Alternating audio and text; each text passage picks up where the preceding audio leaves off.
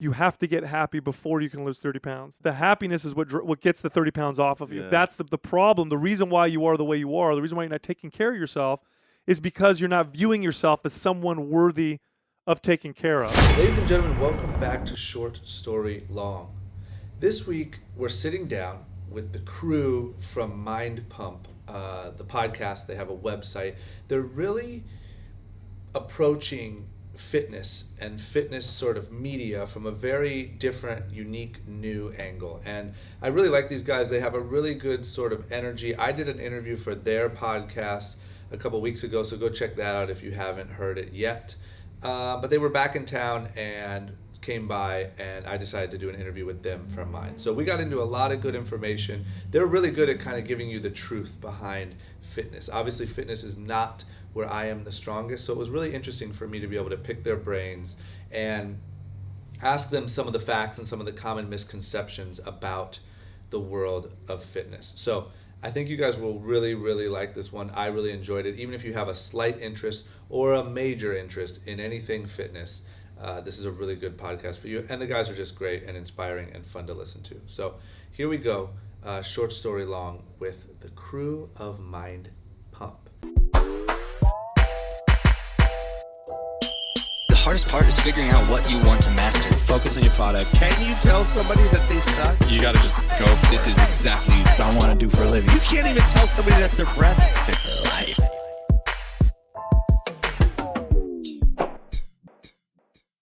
When All-Star break gets around, you know what it reminds me probably for you guys is when I was a kid, I grew up in this small town, Oakdale, right? Had like, I don't know, a few thousand people, but we had a fucking huge rodeo. It's like one of the biggest rodeos around. Really? And yeah, it's huge. And it's, in fact, Oakdale is known as the cowboy capital of the world. Like that's that big sign when you walk in. Yeah, that nobody fucking knows about, right? But the rodeos are huge. I mean, people from Texas all over the United States come to the rodeo.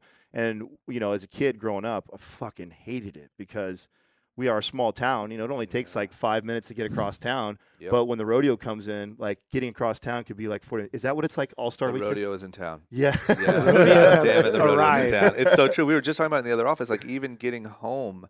Like getting home tonight is going to suck. Yeah. You know what I mean? Because it's just, for the last 3 days, we noticed it probably on Tuesday, and it started to like ramp up. But on getting home tonight at 6 even is going to be a nightmare. Really? It's a shit show. Like I think it's probably the most action this city has had since I can remember. Oh, shit. Oh, man. wow. It's that I don't big? remember. Yeah, like Grammys aren't like this. I mean, what else even is there? Nothing. I mean, the like Super Bowl this. hasn't been here. Yeah, that'll forever, be yeah. nuts. Yeah. But this feels just below what I'm guessing the Super Bowl would be. So, like, Yeah. what's the time difference? Normally, how long would it take you to get home, and what do you expect with? I'd say normally like 35, 40. I think 120, 115 Wow. tonight. Yeah. Triple, Oh, wow. double, almost yeah. triple. Yeah. Now, when That's pretty crazy. I originally had our assistant reach out to your team, I was telling her, like, you know what, we might not be able to get him drunk because I know it's All-Star Week, and I know, like, I mean, this is also a big time, too, for, like, sneakerheads and Yeah. for people that are into Huge. right? So Yep. I see Fairfax is already Yeah, going we crazy. saw the lines out there already. Cracking. Are you not into that shit anymore because you've kind of No. done your own thing? So you Should not? we be recording this? Are we recording? We already are, bro. How did I not know? Yeah, Shit, we're we don't- live. There we don't- go. Yeah, that's how we roll, dude. I like that. Okay, this is good. This is good. You guys just hijacked my show. I like it. You do that to everybody. So I know. Here's being honest where I fall into it is I need to be around it just enough to make sure that I'm still around, like know what's going on, Right. and sort of around the the people who are the tastemakers. I hate that word, but just that crowd to know what's going on. But luckily, I mean, we're not looked at as like this big like hype beast brand or like something like that, right? So we don't we're not obligated or feel the pressure to do like events or have like a real presence, you know what I mean? Which I'm super happy about because that would be a nightmare. Yeah. I heard Fairfax is like Mardi Gras. Oh, it's already. We drove over here and we already see the lines like crazy, and it's like, I'm all, dude, it's noon on what, Friday right now? They said Friday today? Supreme. They said Supreme was open last night till like midnight or something. Wow. Just because they know why not, and everyone's throwing parties and whatever. So we go, and the cool thing is, this long since I've lived here for so long, it's a lot of our friends and a lot of people we know over there doing the parties and stuff, and it's fun to be around. But yeah, luckily that's just out of our, like, we don't have to compete for the hype. Right. You know what I mean? Right. These are all people, like, basically these are the ones that are kind of on their way up, right? I mean, do you see a lot of turnover in all the stores that are on Fairfax, or are they pretty Yeah. stable? There's a lot. And I would say that even more so, like, Fairfax is in, if I could explain it the best that I can, like, Fairfax sort of built up slowly over a long period of time, maybe 8 years or something. And those were the brands that were the big streetwear brands, which is like Diamond, the Hundreds, Crooks and Castles, all those guys, right? Then, like 2 years ago, there was sort of like a little bit of a wipeout where those guys kind of had a lot of trouble and they lost a lot of that steam. And so Fairfax lost a lot of its like allure. You know what I mean? Like a lot of people were going to La Brea and opening stores there. There's an OVO store there and a I forget what it's called, Stone Island or whatever that thing that Drake's always wearing. There's a couple new stores over there that are really cool, and it kind of has that energy. Is that a little bit more south? Where's that at? It's a little bit more east. Oh, okay. So it's up. If Fairfax is there, it's literally like a mile. Oh, not up even the that road far. and then down a little bit. Oh, yeah, so super yeah. close and competitive then. It is, yeah, but it just has a different vibe. Like if you guys drive past it, you'll see it just feels a little newer and cleaner and like nicer, right? So Fairfax, I would say, lost a little bit of its steam, except for Supreme because they just absolutely murder it. Right. What is that about them? That why do they still keep? Is it? I mean, now magic. you see them doing crazy collabs with like Louis and stuff like that. I mean, Yeah, it's magic. They just got bought at like $1 billion valuation. Wow. shit, I did not know that. Yeah, they just sold like $500 million worth at $1 billion valuation. Wow. Yeah, insane. That's massive. They just have magic. It's literally magic. Because here's the thing, like, this might not be taken well if I don't know how many of my fans are like hardcore streetwear people, but like their product isn't that crazy. Well, bro, it's a very basic logo Yeah. and brand, you know. And like the but it's clean. pricing and the, you know what I'm saying? But like, it's the collabs that they do, the way that they market the brand. They have always stayed really true to what they are. Yeah. It feels like the only place to get it is if you stand in line on Fairfax because it's such a small niche brand, but it's a $1 billion brand. Yeah. You know what I'm saying? Like they do a really good job at positioning it that way. Did you see this? Did you see the Super Bowl? I watched it, yeah. So did you see the commercials with like Coke and now Doritos and stuff starting to do collaborations like that? Yeah. I really think that's kind of the future of like what we're going to see in marketing and advertising is a lot of these companies that may not even be in the real exact same space. I mean, Yeah. and then collabing and doing that. And I think we've seen examples of that like in streetwear. You see that a lot, Yeah. right? It's I starting would to happen argue, more. I wonder. I would almost argue that it came from streetwear. That's what I'm thinking. Yeah, I don't right? wanna be as That's the bold first to place that say I that. really noticed it before I started to Yeah. see these other big brands in other spaces. I agree. Now they have like collab, like Gucci. What are those little like not smart cars, but what are those little?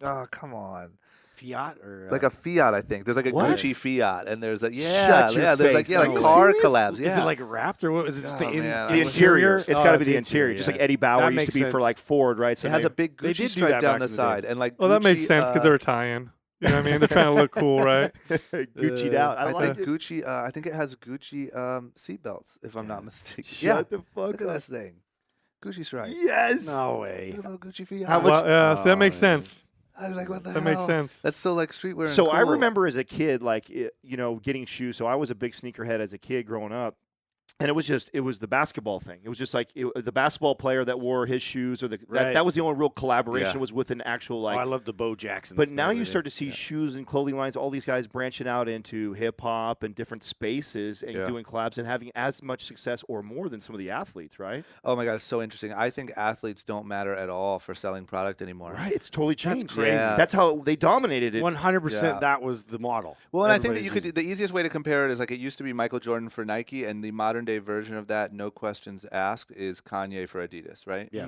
And I think that you can't name an athlete who's.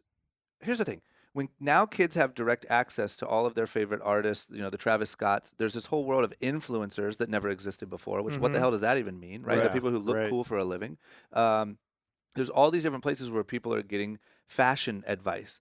Athletes are not it. Like, what are you doing? You're looking at Russell Westbrook when he walks into the stadium in his crazy outfit, and you're saying, I want to look like that guy? Like, you're not. Right. So when a kid, this is what I always simplify it down to. When a kid, 16-year-old kid, especially because that's my demographic, wakes up in the morning, who do they say they want to get dressed like? Remember when you were that young and you're like, I feel like so-and-so today. Whoever your hero was. Like maybe Yeah. you had that one pair of shoes, you had that one thing, and it really gave you that extra like pep in your step because I'm like, I'm a little bit more like him today. Yeah. So you always try to think like, what are kids now waking up looking like? And it's literally like Travis Scott, Kanye West, Little Pump, and all these new little rappers. Maybe their favorite influencer. Yeah. It's not LeBron James. Right. It just Yeah. isn't. What does he even look like? I don't know. Right, He right. plays basketball well. So I think that it's separated those worlds heavily. Yeah. And it's caused this complete shift. And I think that athletes just no longer matter for selling product whatsoever. I think that's a bold statement, but I think that it's Well, very you true. see Nike also like taking somebody like Kevin Hart, you know, and like going in that direction, and Yes. then The Rock, you know, representing Under Armour. And it's Yeah. just like,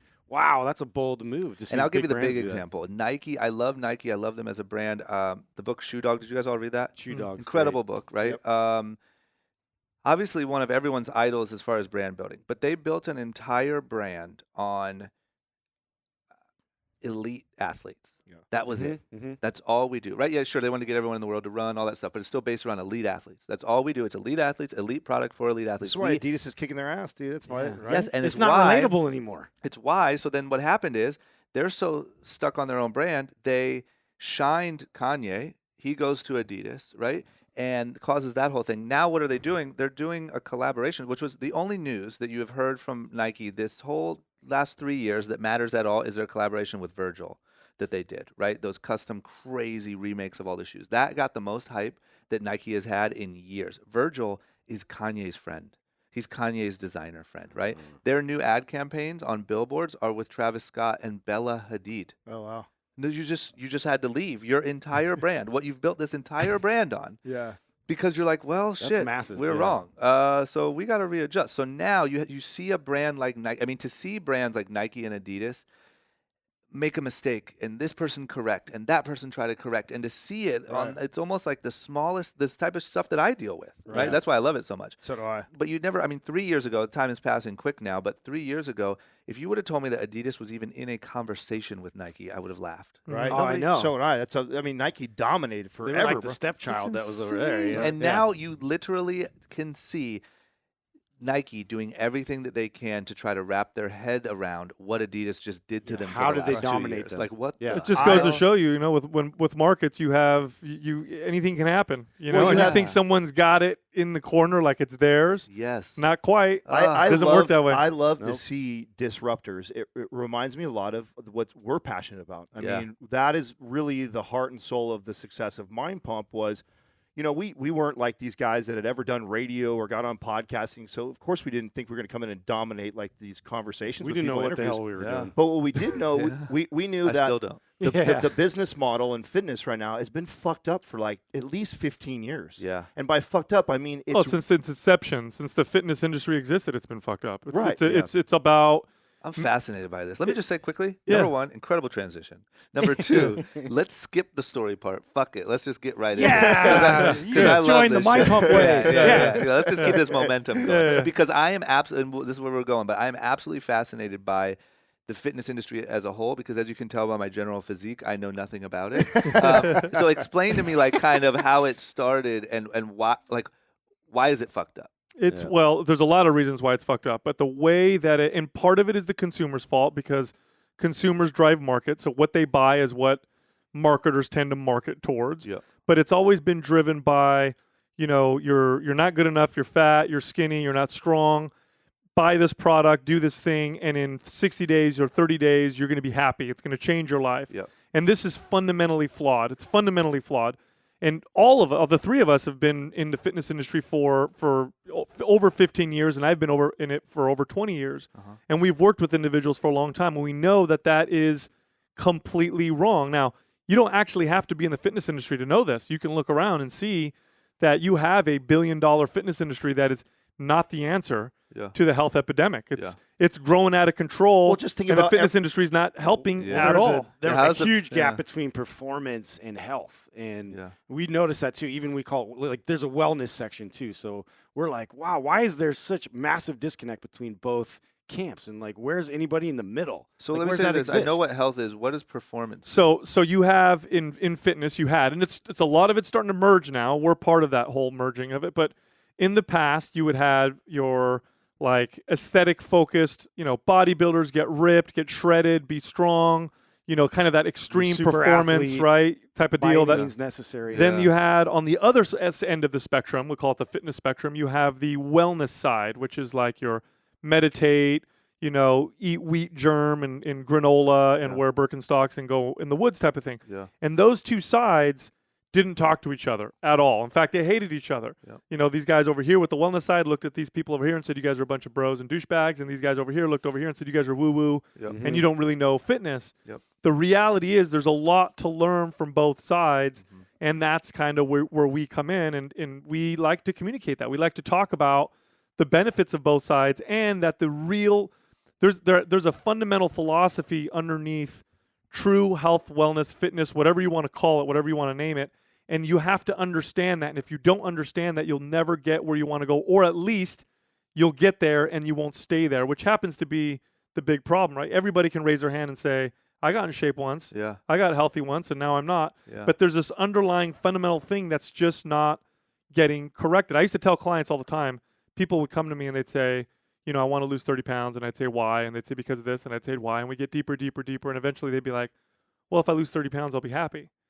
And my answer to them was always, or at least later on in my career, was you have to get happy before you can lose 30 pounds. The happiness is what gets the 30 pounds off of you. Yeah. That's the problem. The reason why you are the way you are, the reason why you're not taking care of yourself is because you're not viewing yourself as someone worthy of taking care of. Yeah. And really that's the foundation, is take care of yourself the way you would take care of somebody you cared about. And when you do that, that drives everything. How do you get someone to change that? Because I believe that that's the same answer for almost anything in You're life. right. Correct. Right? Like I want to start a business. Every I'll industry. be happy when I start a business. I'll That's be right. happy when I'm rich. When I I'll make be $1 happy million. when I blah blah blah. That's right. So how do you, if someone walks into your office and they say that to you, what do you prescribe to them to get happy first? Okay, so a couple things you want to understand is, one, challenge is what gives us meaning. So if something's easy, there's no meaning behind it. And I'll give you an example. They've done lots of studies on lottery winners. Like, these are people who win 10, 15, 20, 30 million dollars, and for about a year or two they're happy. It seems to have, solved their problems, and 2 years later they're depressed and Or the dead. same problems, or dead, right? It's actually called the curse of the lottery, Yeah. right? This is a real I've thing. watched the documentaries. And now versus somebody who went out and started a company and hired people and created a product and people liked it and grinded and worked and had a passion for something and built it and then make the money, the odds are that person, it's not perfect, but the odds are that person will find more meaning in what happened because of the challenge. So number one, it has to be challenging enough to give you meaning. But number two, it can't be so challenging that you fail all the time, because if that happens, well, who the fuck wants to do that? You're discouraged. Yeah. So what I always tell people is, give yourself a small goal to start with that is going to be challenging for you, but is really realistic. You know that you could probably do that. Start with that, and when that becomes easy, add something else to it. And it sounds very simple. Yeah. But that's really the formula. So if you come to me, Well, what and makes fitness challenging too is there's this big misconception on, like, the more work you do, the more results you're going to get. And that applies in a lot of things in life, but it doesn't so much with fitness. And what I mean by that is, what you can get to a point, there's a threshold where the harder you push the body finally says, fuck you. Yeah. Like you're not getting sleep, you're stressing like crazy, you're working your ass off. Then you go to the gym and you work your ass off even more, and then you restrict calories. Like, you know how much you're putting your body on stress? It's not going to respond the way you want it to respond. And people's idea is, oh, let me push it further. This is also why I don't like the motivation culture. I think that motivation is bullshit. Self-belief is everything. Yeah. And that the fitness industry is flooded with that. It's all hype. Yeah. It's all fucking rah shit. agree. Oh man, I like it. It motivates me to go to the gym. But it's short-lived. Yeah. Right. And I think that it can't be forever. Beast mode only lasts so long. Yeah, Well, beast it- mode has a short window. Yeah. It can't be forever. It cannot be forever. There's no human on earth that stays motivated all the time, every day. It's about purpose. Yeah. And then here's the thing. So once people You gotta enjoy understand the that, process. once people understand that, okay, small changes that are challenging to give me meaning, but not so challenging that I'll fail all the time, and I'll start there. And then once they get that, then the next step is understanding how the body adapts to exercise and having a plan. And that's where we step in. That's what we do. We create programs for people that are programmed properly. And what I mean by that is, we've worked with lots of people. We know what's effective. Yeah, but what works. before we even did that, Yeah. we spent 2 years of actually just giving free content. We just inundated our audience with good information that was counter to what you're used to hearing. Because most people that are talking about fitness, they have a desired outcome, which is you to get purchased something that I'm going to sell to you. So for us, it was, before we even created the programs, it was all about providing all this information that's controversial in comparison to what everybody else is putting out there. So I think that piece to Mind Pump was so crucial, because when we finally decided to release programs to everybody was because the demand was, people kept asking us, like, okay, you guys The are trust was established. Right. I mean, we built You're- that authority. They're telling our audience is telling us, like, listen, you have taught us so much. We understand this. How would you guys write a program then? How would you design this, or how would you do that? And that's how we started. And it was always a response to our audience asking for it. But originally, the mission behind Mind Pump was just to help and educate and entertain at the same time. We knew that in our space, the really, really intelligent people, like all your PhDs and your scientists, dude, nobody fucking knows who they are. Yeah. Because they're not cool. They're 50 years old. They spent 30 years in a lab. Yeah. You know, really They're just boring. Well, as trainers, we realize that because like people coming in like pretty frequently, maybe 3-4 times a week, you got to be cool to hang out with. Yeah. You know, you have to be relatable. You have to understand, where they're coming from.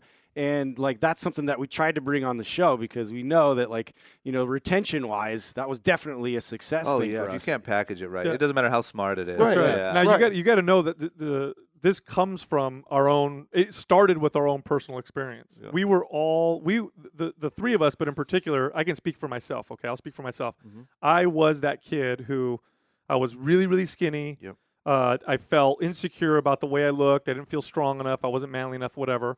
And so I went into the fitness industry trying to remedy that, and they preyed upon it. Now I'm sure they're not sitting in a boardroom thinking, "How do we target this skinny kid?" But that's exactly what happened. And so I go into it, and I'm following the latest advice. I'm buying all the supplements, and it's just terrible. It's not working for me. Then I become a personal trainer at the age of 18, and I'm managing gyms, and I've got these staffs, and the way we're training people isn't working. Are people losing weight? Yeah, they're losing weight. Are people getting in shape? Yes, they are, but they stop. Yeah. Eventually they stop. Well, and it's less than 20%. And Like if you've ran a gym like we have for as long as we have, you have all these numbers to look at, and you look back, and it's like, holy shit, like as much help as we're supposedly doing, less than 20% of the people are really seeing the results. Why is that? Yeah. That's right. It's That's frustrating. The model is not built for people really to change their lives and be successful. The model is built to keep you coming back and just keep selling you feeling more. insecure. Yeah, well, Right. yeah. Let me tell you a story. So I'll tell you a story. So But let me ask you this, Yes. just quickly.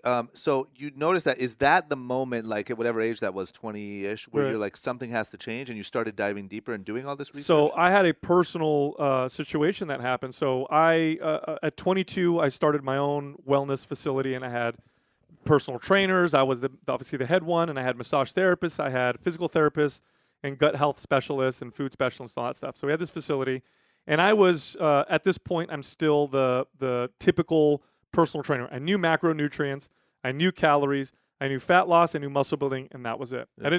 I knew that there was another side to fitness, the health side and the take care of your side, but it was woo-woo to me.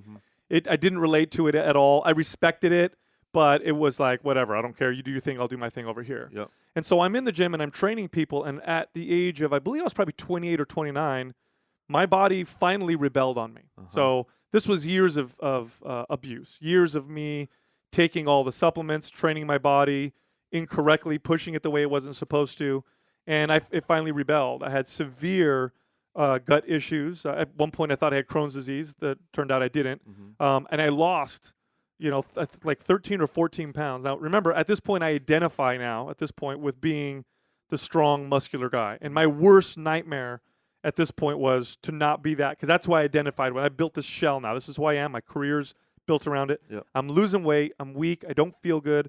I thought I ate healthy. Like, I'm eating chicken breasts and oatmeal and whole wheat and doing these things. I'm doing, like, what the fuck is going on? Yeah. Now, I had 2 people in my facility that work with me who were on the other side of fitness, that wellness side.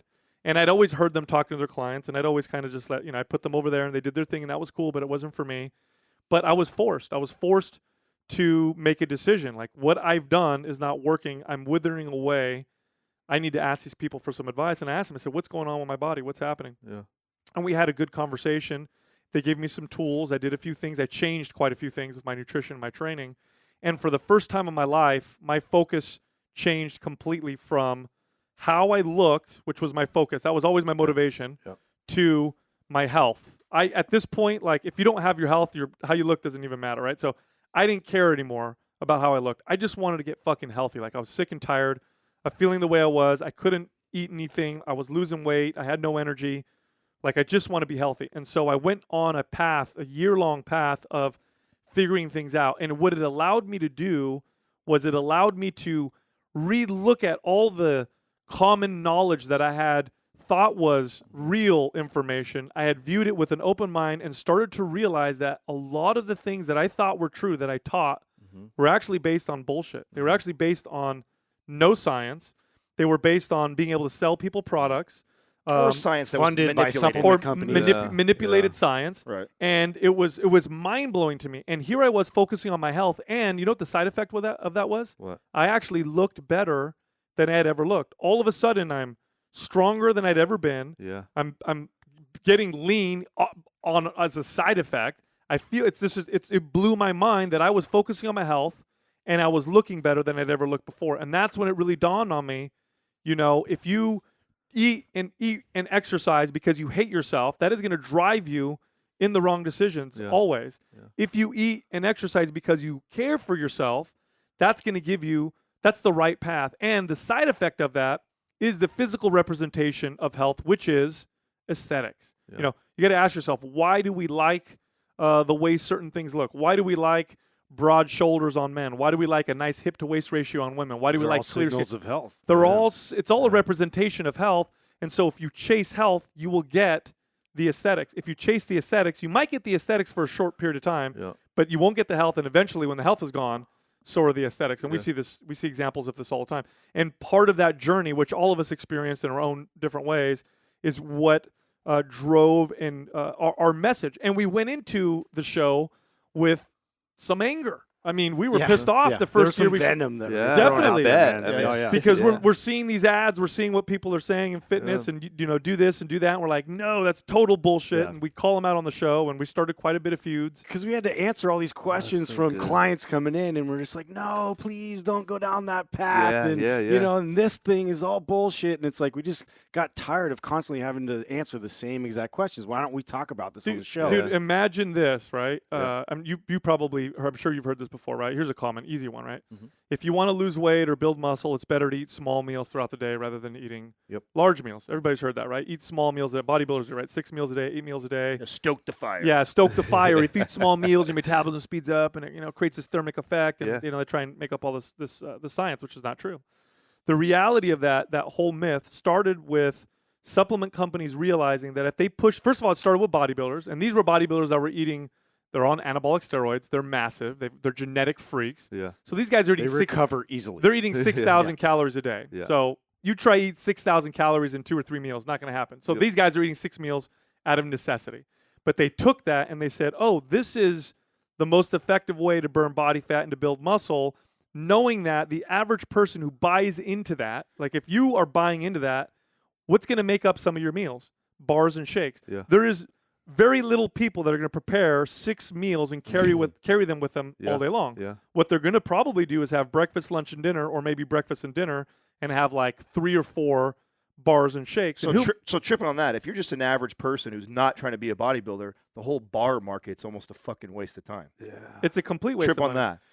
What a conspiracy, man. We've been lied to our whole fucking lives. Oh, we're going to get Alex Jones to confirm all this for us. You know what's funny is I will say this honestly, because this is where I like how we can have a conversation, because like I said, I am the opposite of you guys, meaning I don't know shit about any of this. Right. And the couple times, because I'm a skinny dude, the couple times I have went to a gym or done whatever and been like, you know what, I'm going to add, like my goal right now would probably be to add like 10 pounds, right? Just a little, I don't want to be a buff guy, but like 10 pounds, be a little bit more sturdy. Sure.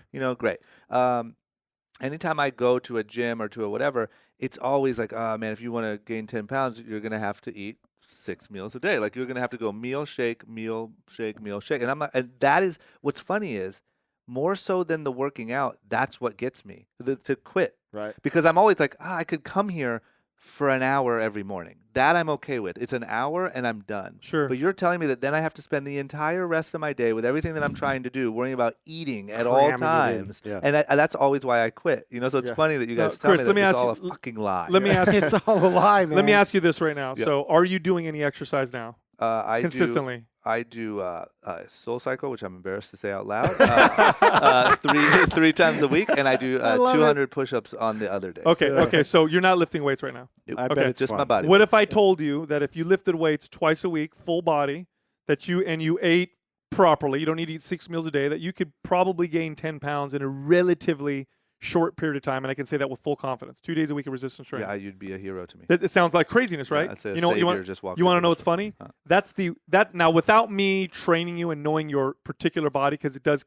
can get quite individual. Of course. But I can say with full confidence that is probably very close to the right prescription for you. Not because I'm saying you need to work out twice a week because I know you don't want to go to the gym. Well, tell him if there's the science behind why Right. that is, and his metabolism, and I'm gonna cover- how it's counter by him to be doing Soul Cycle and actually doing high intensity stuff because you're So let Did me you think I explain. shouldn't be doing that, other than the fact that it's a little. definitely not if you want to burn. I know. Not if you want to build 10 pounds. know, it I just- would I not want know. you in Soul Cycle.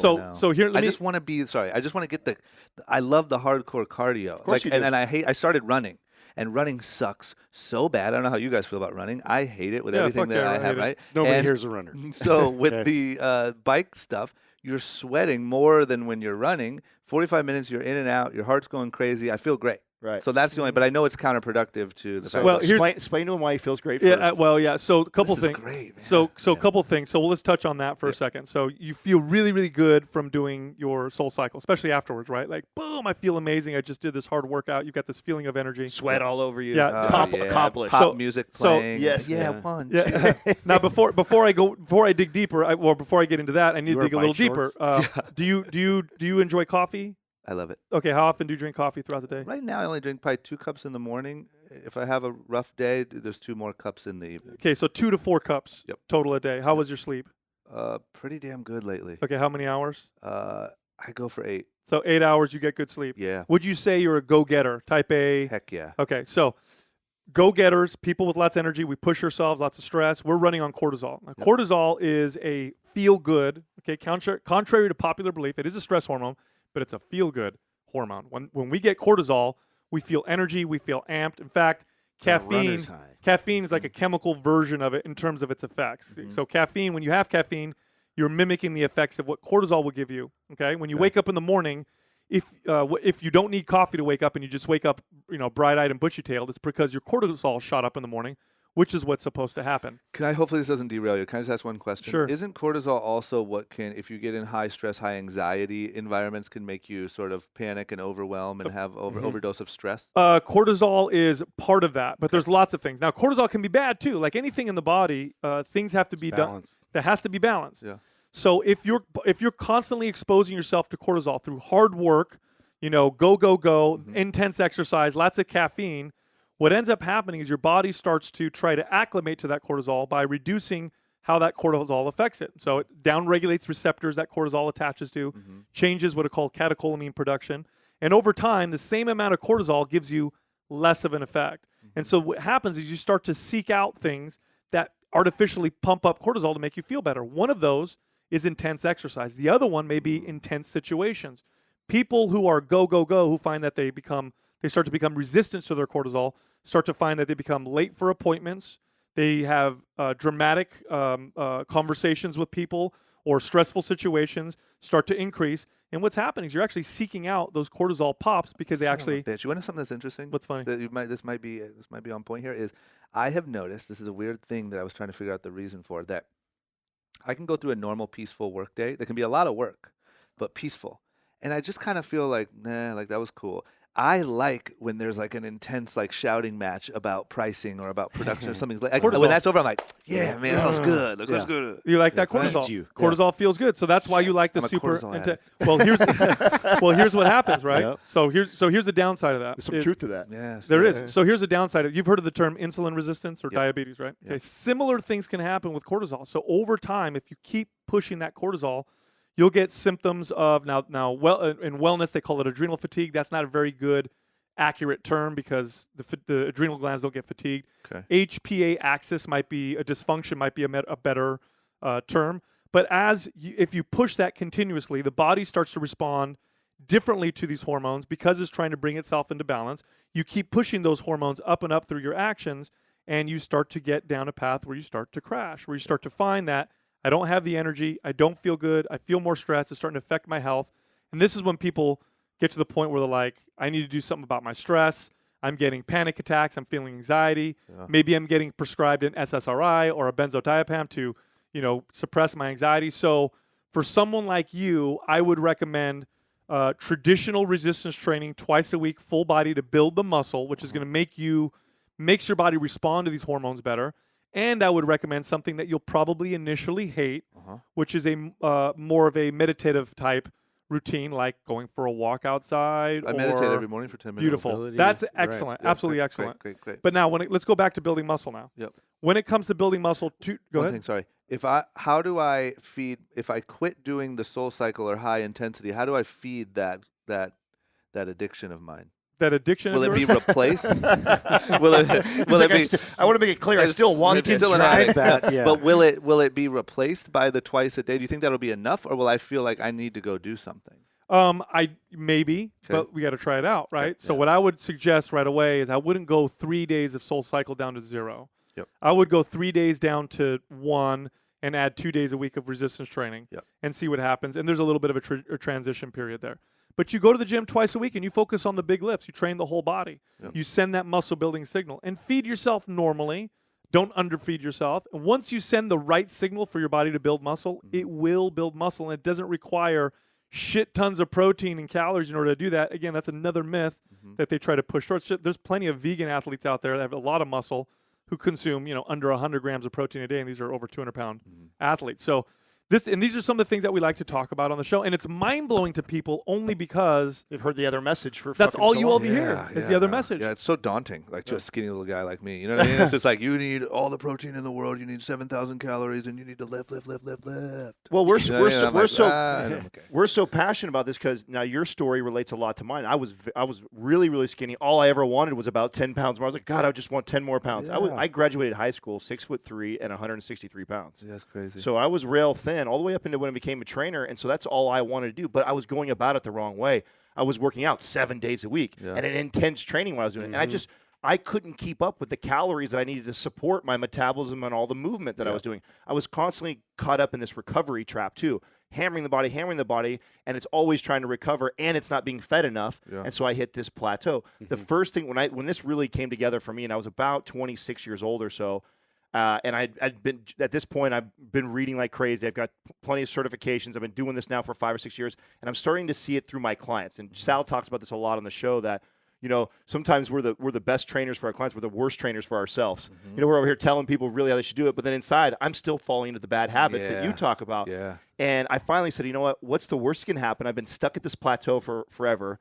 I'm going to work out half as much, lay off the basketball that I love playing on the side because I love doing that too, and just eat normal and see what happens. And sure as shit, I shot up like 10 pounds right away. I was like, what? And then it made sense to me when the first Body Bug came out. Body Bug was the first company to create a really accurate calibration of how much calories your body's burning a day. It's about 94% accurate. So that's a pretty good gauge for me. Before that, I had to do it longhand. Like, how much did I burn today? About this, about that. Yeah. Well, once those tools came out, now I could monitor it. And then I realized, like, well, holy fuck.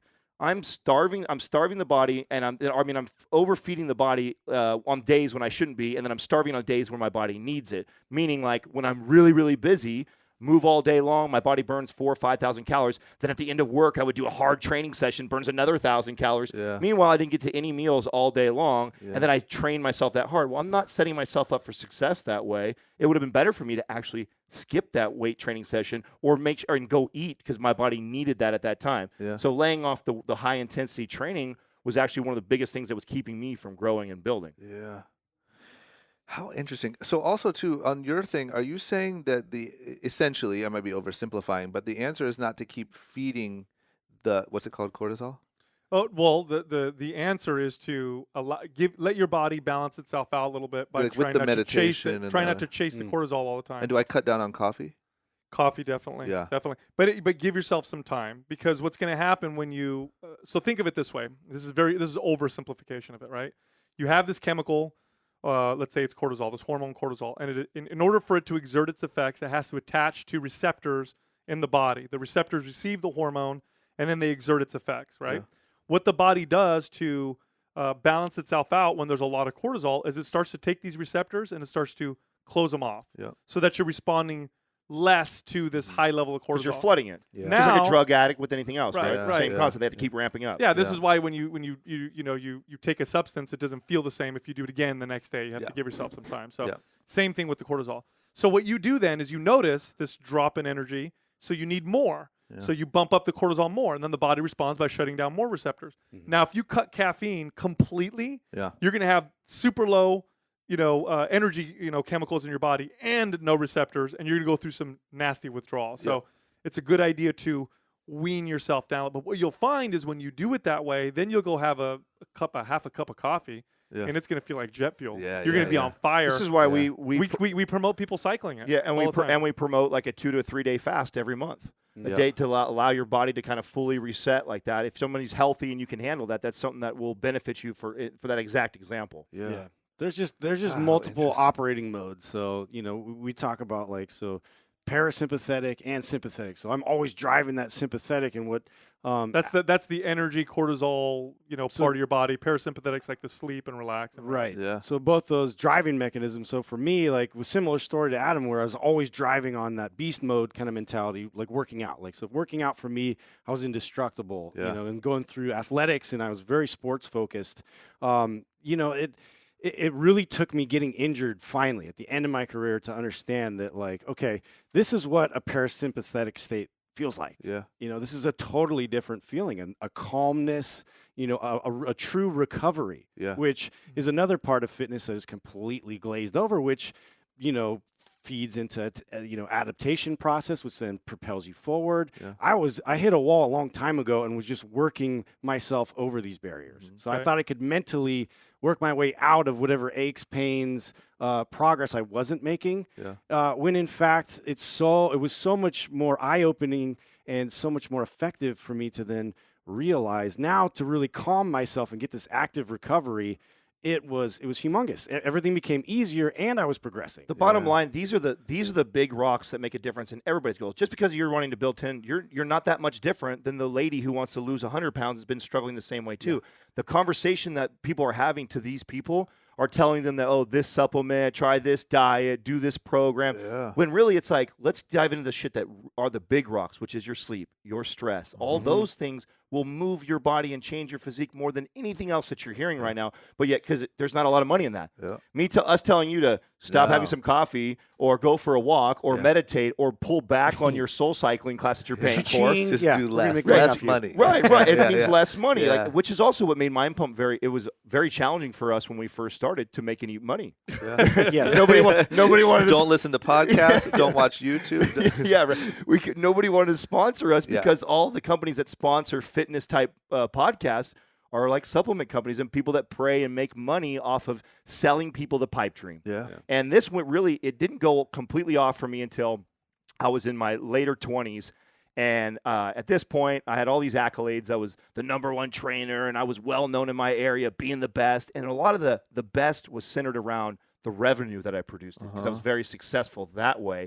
But if I was being really honest and having perspective, when I would look at like my overall client base that I had over all those years, even like when I was on the best of my game, maybe 20% of them were seeing the results. But yet I'm the best. You mean to tell me the best is only getting 20% results? But it was the wrong message, and I didn't know it was the wrong message because I had been taught. I've been indoctrinated into it for so many years. Because the company, of course, they want me to sell supplements. They want me to sell more training. They want me to push the motivation bullshit because that's how they make more money. Meanwhile, I'm just setting all my clients up for this vicious cycle, and they're never really going to get that. And then all of a sudden I realized like some of the best advice giving someone was just, let's address your sleep. Let's address the real basic stuff. Let's master that. And then we can talk about what supplement's going to give you this little bit of an edge. Like, that's so far down there. It's like putting a fucking spoiler on a fucking Honda Civic. And I like, hate the people who do that. Right. Just, if any of you are listening, more like a sticker. Take it off. Well, it is. It's like putting a spoiler on it. Like, really, what is that making a difference? Like, I understand that for a drag car. That makes sense because it's going to give you that competitive edge for that. And that car is built for that to push the competitive edge. So we're not saying that all supplements are bullshit. Everyone just wants the cheat code. Everyone wants to say this supplement is going to change. Well, so my the whole cheat thing, code, though, the cheat code is the simpler stuff. That's what's true. That's what we already know. That is true. The cheat code is to focus on these bigger rocks that don't cost you a bunch of money to do and actually get better at those, and you'll watch your change in your health. Interesting. Okay, let me ask you this just so I can wrap my head around to like just you guys as a whole. So you all kind of went through these similar transitions, right, as people. And then did you all like sort of come in contact with each other? How did that happen? Like, so just paint the picture for me of You all go through a similar transition. Somehow now you have this incredible platform where you all have the same mission statement. But how did that all come together? So one night, it was real late at night. I had a few drinks, and I swiped right on what is that, Grindr? And me and Adam met up. And no, totally he was joking. next to me at the bar. Yeah, no. We'd all been in fitness for a very long time, and I'd known of Adam in particular because he was a high performer in the same company that I had started my fitness career.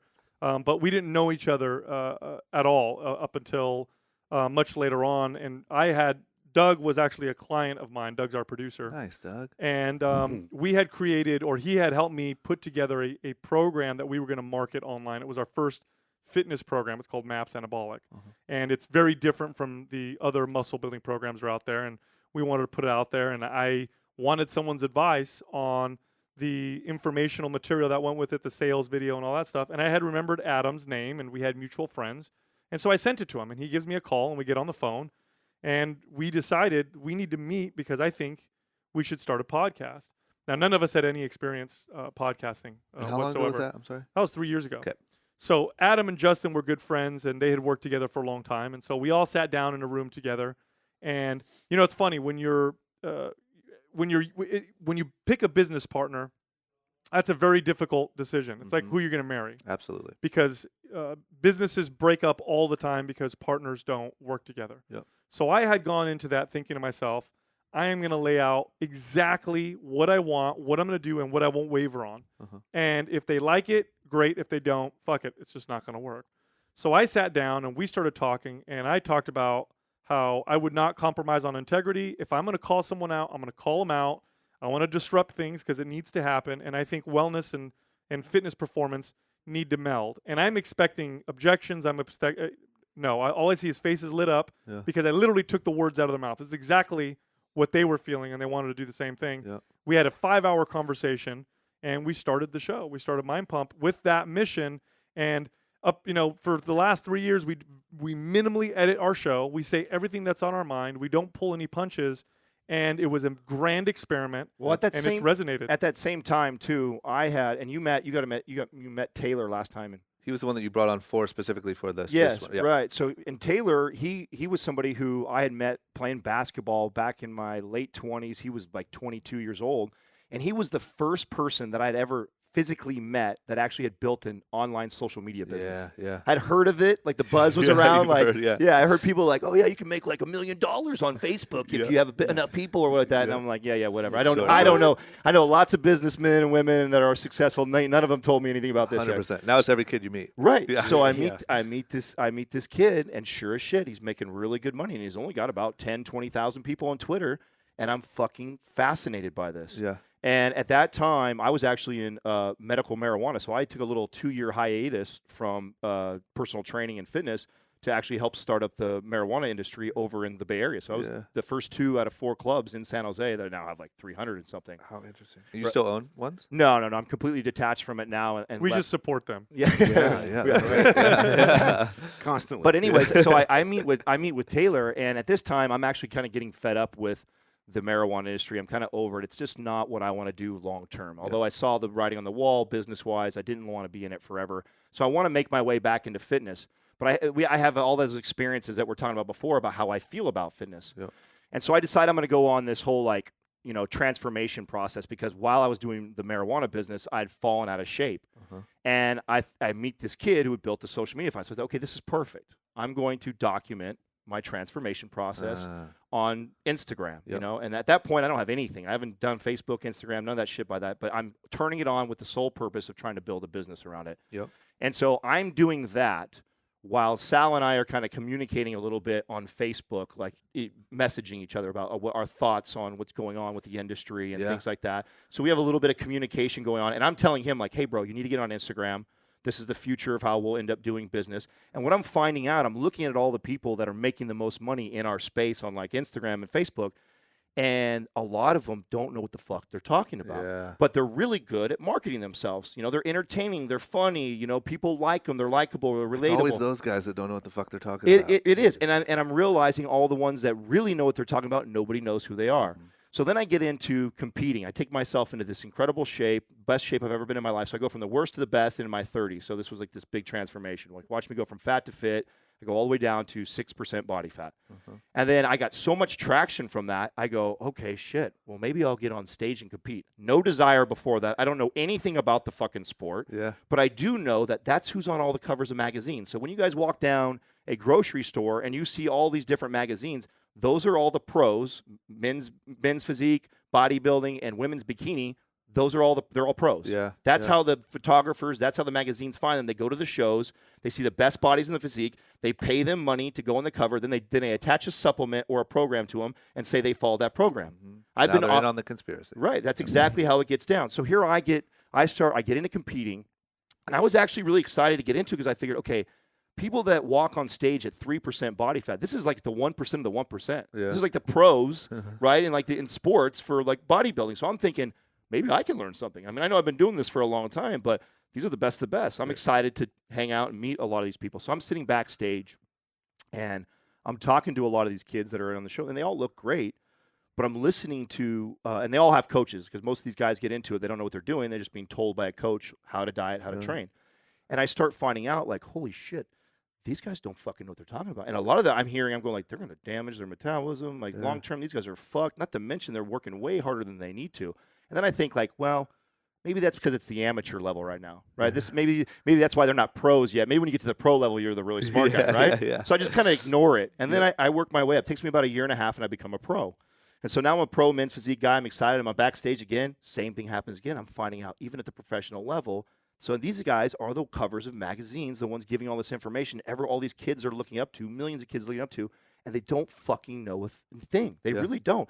They know how to get themselves in shape, and most of them don't even know that because they have a coach tell them what to do. And it's very cookie cutter. And so I saw this, and I thought, holy fuck, somebody needs to talk about this. And so while we were having this conversation, and Sal's kind of sharing what he's going through, I'm telling him some of the things that Justin and I have been friends for a long time. I hired him back in 2005 or 6. Yeah, so maybe. He started off as a trainer for me, ended up being my top guy. We worked side by side, and then he went off and went his own way, but we always remained in contact.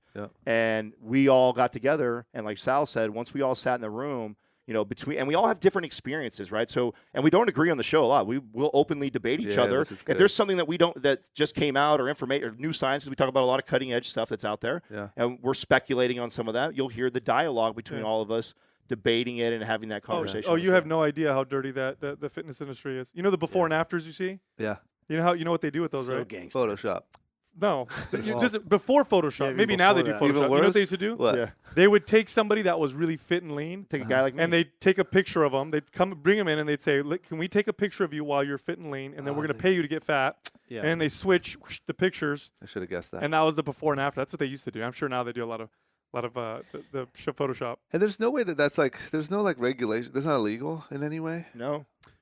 No, I don't think it should be illegal either. Because the way they position it is, this These guy, results like, so don't- this has happened to me, right? Where they come up to me and they hang out at these shows, Yeah. and they come up to, they see a guy like me who just wins a show. I come off stage, and I got these supplement companies that are coming up to me saying, "Hey, I want to use you for advertising. I'll pay you $5,000 or whatever."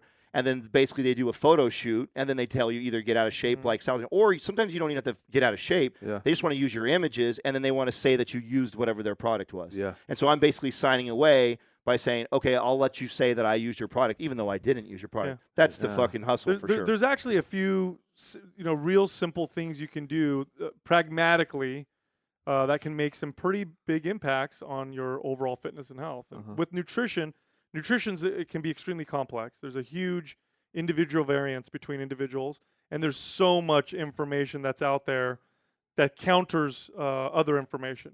One book will say, there was that documentary, What the Health, right? That makes the case for eating. Oh yeah, everyone's a eating vegan in this vegan. office for Yeah. at least a week. Yeah, right. Then there's the paleo movement. Propaganda works. Now you've got you've got another guy now, Dr. Sean Baker, talking about eating a carnivore diet, and you've got ketogenic diet, which is his buzzword, and everybody's trying to figure out what works, which one's the best. And the truth is, there is a pretty big individual variance between people. So what works well for one person may not work well for another person. Can I ask you this? Yes. I'm sorry I keep interrupting, but if I'm listening to this and I live in Minnesota and I don't have access to like some nutritionist or whatever, how do I find out? That's what I'm telling you. There you go. So rule number 1, and this is very, very, very simple, is dramatically reduce or try to eliminate, and people do really well with single rules. That's why I'm giving you one rule. Yep. try to eliminate or at least greatly reduce your processed food consumption. Okay. And what is processed food? Processed foods are foods with a long shelf life. Things Comes that in a come in box boxes or a wrapper. or bags or wrappers. So things you can put in a shelf and store it for a while. So your food should be very perishable. Now, why? People say, well, why is that? It's not evil. It's not bad food. Not necessarily. I mean, can you make a food healthy that's non-perishable? Yeah, technically you could, but more often than not it won't be. Yep. But that's not really why. I'll tell you why. Processed foods are made with a number one priority, and that is to make them hyper palatable. Palatability means Even healthy protein bars and it doesn't shakes. matter. Yeah. Right. So Even like my little sliced turkey that I put in my that's right. That's right.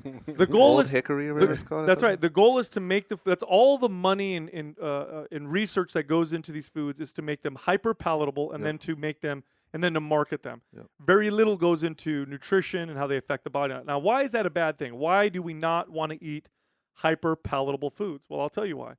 The human body evolved and has developed some of the best check and balances mechanisms that you'll ever see. And these checks and balances are natural in your body. When you eat natural foods, you will find that you'll eat less of them naturally. You'll find that you'll hit what's called palate fatigue much faster. So let me give you an example. If I gave you a bunch of boiled potatoes and I said, here you go, here's a bunch of boiled plain potatoes. Eat them till you're fat. Eat them, eat as much as you can. Yep. You'll eat one and two maybe, and you'd be like, I don't want any more. Yeah. You know, you hit what's called palate fatigue. Yeah. Now, if I took 5 potatoes and I fried them and turned them in French fries, you'd fuck up a whole plate of that. Hell yeah. No problem. And that's because processed foods have been designed to override these systems of satiety, these natural systems that we have. So that's number one. When you eliminate these processed foods, you will find that you will naturally eat less foods. You'll find that you'll naturally eat foods that are more nutritious because you'll start to connect. This is other why benefits this is with why them. the Whole30 diet is blowing up right now. I don't know if you're familiar with No, that right what's now. that? So the Whole30 is a book that was written. I forget the name of the author right now, so I apologize. And we're looking to have her come on the show, so our audience will get a chance to listen to her if you guys come over.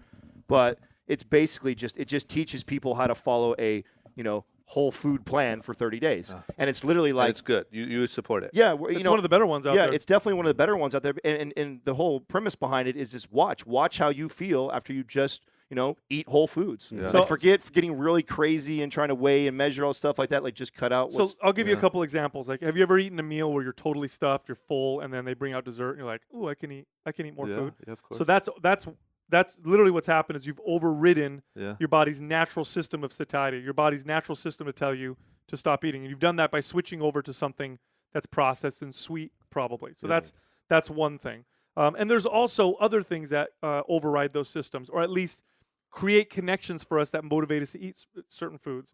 Marketers are very smart at this. For example, this is a very classic one. When do you crave popcorn the most?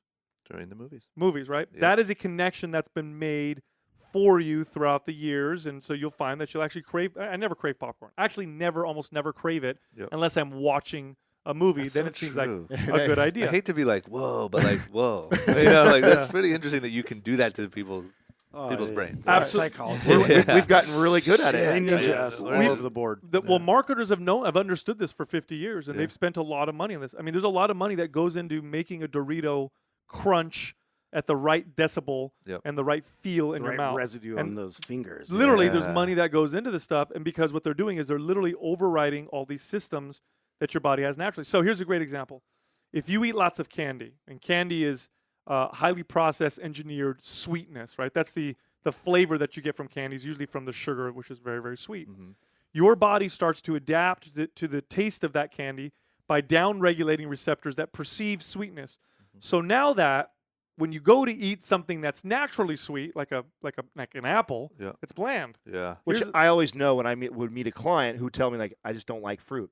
Yeah. Right away that's a trigger for me that I go like, oh, I bet you this person. Yeah, but you love sugar, don't right? you? Sugar, Cokes, they're drinking a ton of stuff like that because I'm more of a Coke guy. I don't Right. I like apples. And so what happens is when you avoid these processed foods and I'm not having all this candy or whatever, then when I go to bite in a piece of fruit, all of a sudden, oh my God, this tastes absolutely amazing. All of a sudden, that strawberry tastes like a piece of candy because your brain actually starts to perceive these things a little bit differently. How long does it take? Let's just say I'm a sugar fiend today, and I say, you know what? I believe you guys. This is a great podcast. I'm going to stop today. How long does it take for fruit to taste good again? So if you continue to eat food along with it, it'll probably take you about a week or so, maybe a little bit longer. Mellow.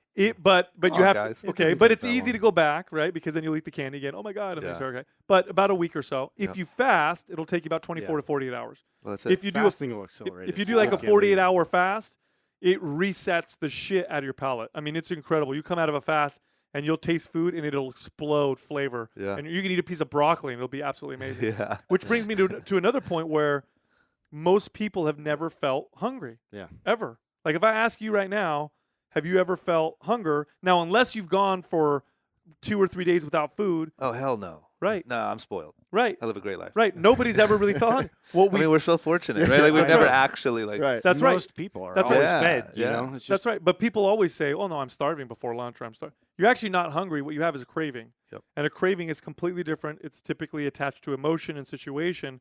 So fasting is another very powerful tool. And by the way, fasting, it's one of those things that's cross-cultural. It's existed in every major culture throughout all of human history. It's in every major religion, and these are cultures that didn't even communicate with each other. You have to ask yourself why. Well, it's because fasting is a separate operating system. It is something we evolved doing. We didn't have food all the time. It's extremely healthy. We actually have science now finally supporting it. But when you experience it, you experience for the first time what it feels like when you come out of it to eat food and really taste it. And you also start to detach these emotional cravings and the emotional connections. It's like to a food. natural filtering system. You Yeah. know, you can really Yeah. get rid Like of a reboot. problematic cells and Yeah. Pretty and awesome. reset. You know, and So how your when do you guys hormones. prescribe how often to do that? To do a fast. Yeah. So it depends on the individual. Definitely But if depends. you're a healthy person, I'd recommend somebody try at least a 24 to 48 hour fast with just water at once and then see how they feel. And then, you could probably do it every few months or so. I personally do it every single month. So I do a 48 to 72 hour every month at the beginning of the It month. sounds like a black belt. Yeah. So, Yeah, let's I've work been our doing way this up for a to- while. You know what I mean? Yeah, start with 2 Yeah. hours, no But- soda. but yeah, exactly. Start by eliminating one meal. Yeah. You know, that's usually kind of. But I've had to do that with my before dad. that, like just reduce or eliminate processed foods. Don't even worry about anything else. Yep. And the vast majority of people listening right now will find that they'll probably lose some body fat. They'll start to feel better. Yeah. And the decisions you make which is will why default to healthier. I was alluding to how successful Whole30 is right now is for that reason. But again, something that we talk about on the show is don't fucking subscribe to the diet. It's not the diet. It's trying to teach people what was it that you changed that you were eating before that now makes you feel that way. That's why the whole debate in fitness is always like, is the ketogenic diet better? Is the paleo diet better? Is vegan better? Is Whole30 better? It's like it's not a matter of what's better. There's so many individual variants between the people. It's more about whatever you try, whether you try all those diets or not.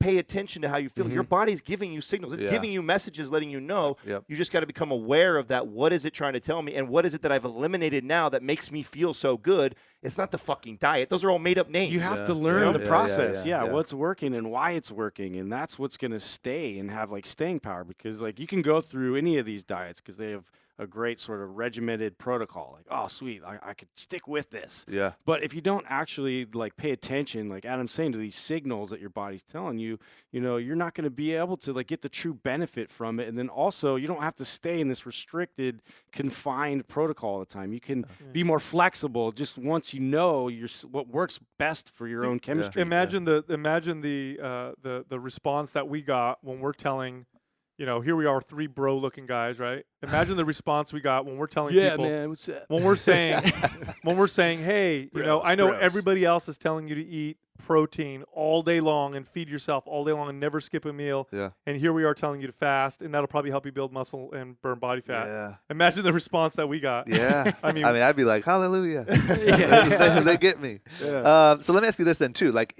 so just because I like to try to, I want someone to listen to this and say, that changed my life. Right? Sure. So if I'm a kid in Minnesota with limited access to resources, I start by going, let's say 30 days, no processed foods. yeah, right? or just reduce them at least. Or just reduce them. And then it may sound like a stupid question, but do I just listen to your guys' podcast?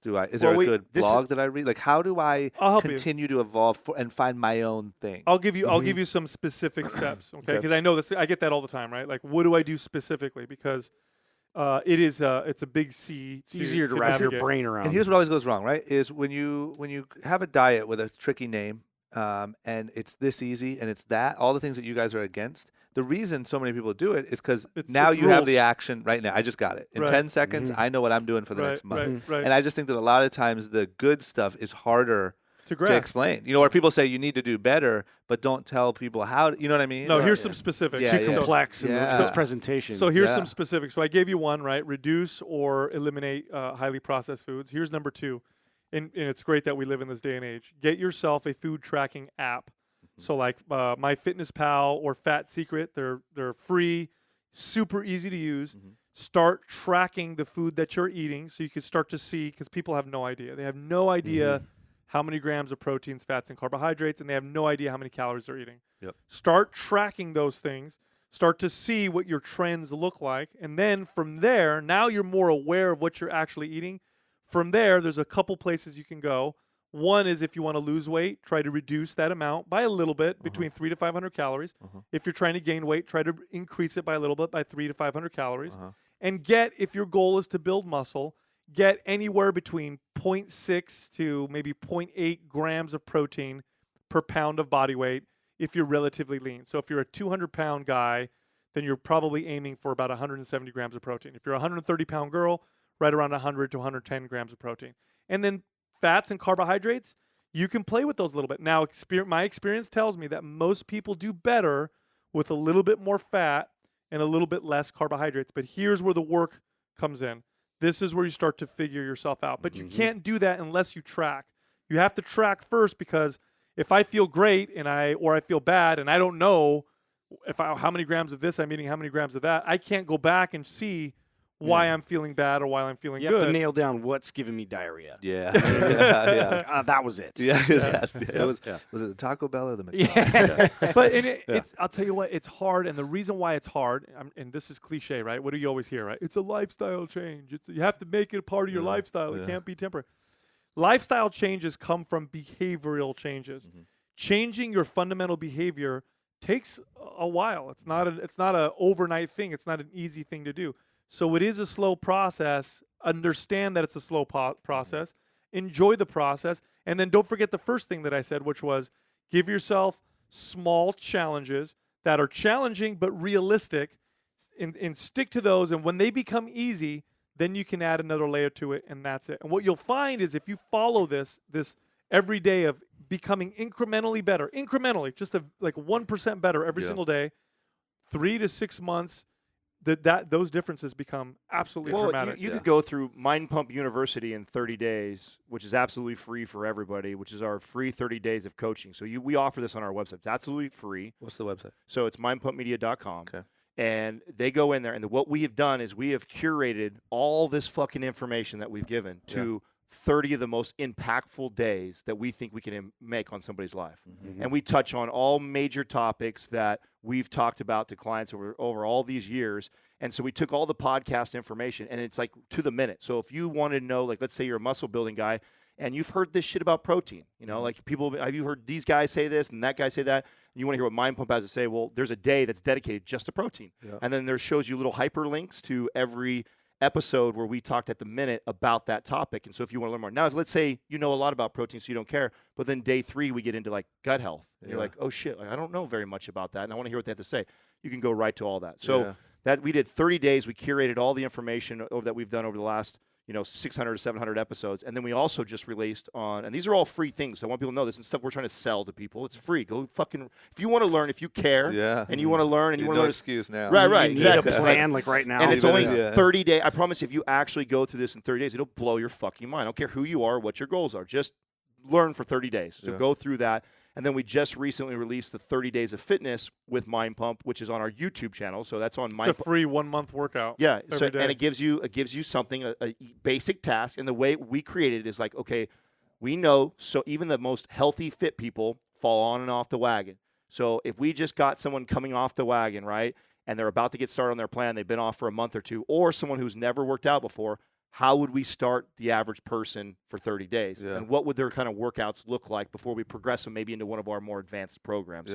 So we offer that on the YouTube page too. Got it. And it gives you something it comes with a calendar that you can print out. You want to put on your refrigerator. I love doing that. Right. Yeah. Well, and you're right. You're so right when you ask. I'm glad you asked that question to Sal, because that is how people want. That's the reason why this is going to be a struggle for Mind Pump for a while because the industry.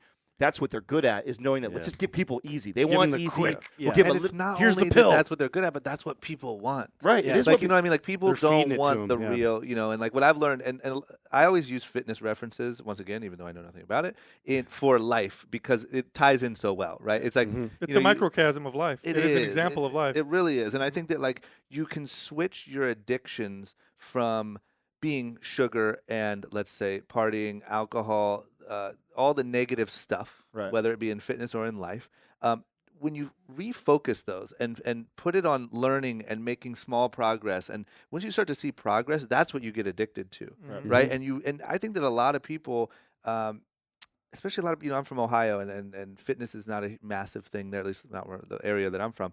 And like, people have never felt what that feels like to feel better. Like, they've just never felt it. You've ate McDonald's your whole life. yeah. You've never You don't know felt any that better. like breakthrough. They're just yeah. numb. Yeah. And you never found your thing. You never found your diet. You never found your workout. And I think that, like, trying to get people to become addicted to the progress, because once you do, I think most people stick. well, you know, when- once you feel that feeling, you're in. Like, you want to be better. What happens with the progress, it's not so much necessarily the addiction to the progress, because that can become a problem too, right? When someone always constantly Well, an example of pushing that for would a be goal. the industry that I was involved in, which is the bodybuilding. That's Yeah. another thing that would blew our minds was here are all these people that are in incredible shape, but I saw more eating disorders Yeah. and poor relationships with food and exercise in the bodybuilding world than I did in my previous 15 years of coaching thousands of people. Yeah, I'm sure. That's yeah, what too blew- extreme. Yeah, it's because they're just extreme. Sure, they've learned how to get themselves in shape, but their relationship with their own self-image, it's driven by their insecurities. Yeah. And I can identify with this because I was that young man too. Yeah. I remember being very insecure about being skinny and only wearing certain clothes or wearing 3 T-shirts. I don't know if you did that when you were a kid. Or 3 T-shirts to school. You know, say just make you look a little bit thicker. I do that today. Right. So I mean, this is stuff that we do. write that down. That's a new these- style. Right. Yeah, here we go, guys. We found the hack. Forget everything we just said. Just Layer wear 3 up. Right, T-shirts. yeah, a white beater, then a regular Hashtag T-shirt, then layer another up. T-shirt Yeah. over. You know, you look a little bit thicker. Justin wears 3 but underwears. what drove me Yeah, to I do do. that? Let's be honest, less of the style It's and more impressive, of, though, isn't you it? know, my insecurity of not wanting to look skinny, right? Yeah. So when you see the bodybuilders and these athletes, most of them, I'm not saying all of them, but most of them, this is an exaggerated expression of that. Yeah. Yeah. Well, I'll tell you something. So you're a high performance individual. You know, you like to work hard, and you have a lot of business goals and stuff like that.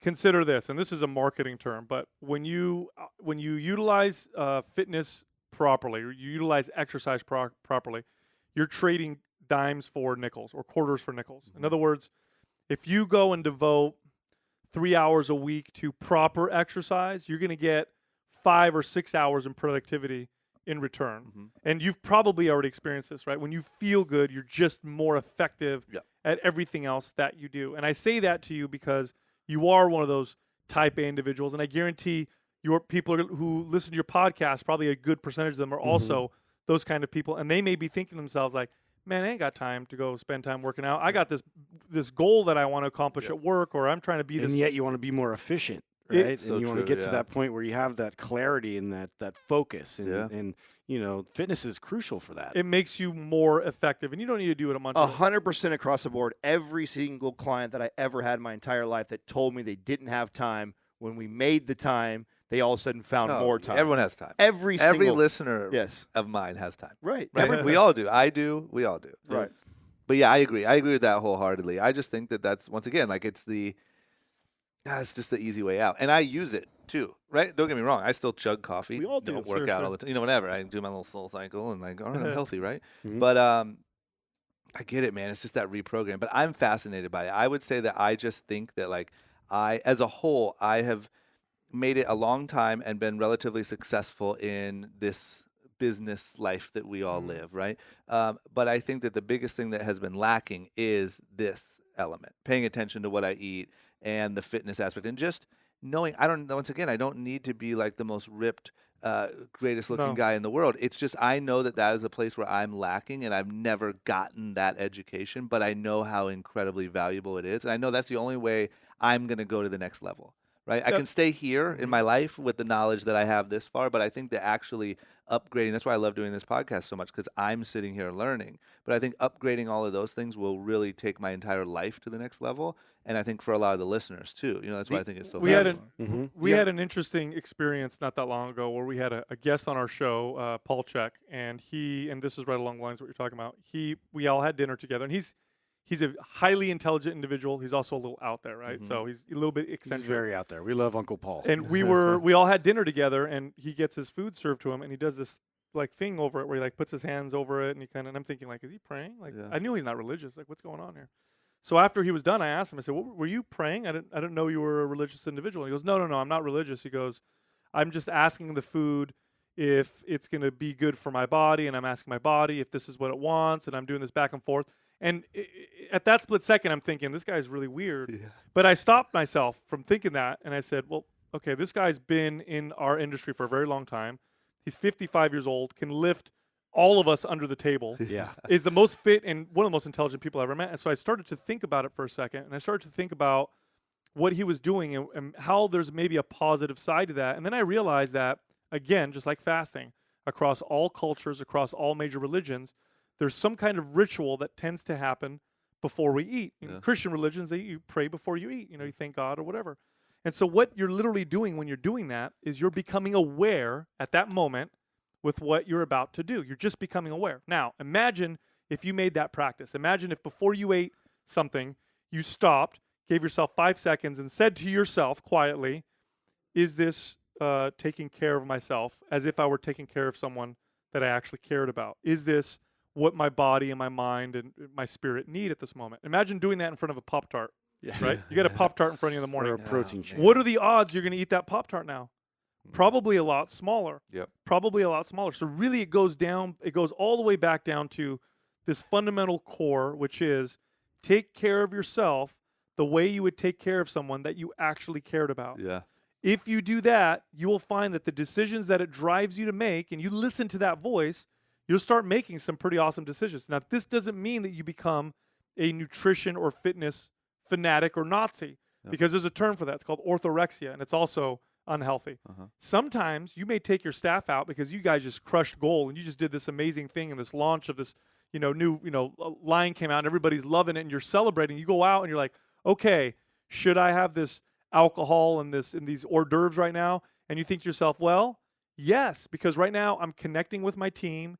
We're celebrating something. So right now that's what I'm feeding. Yeah. And so the decisions you start to make, now you're discerning between when it's okay to eat that pizza, when it's not okay to, if you're at home by yourself and you're depressed and then you want to drink a bunch of wine and you ask yourself, is this really good for me? Yeah. Now your answer is no. Yeah. And that one question that drives people to making the right decisions. Of course you need tools.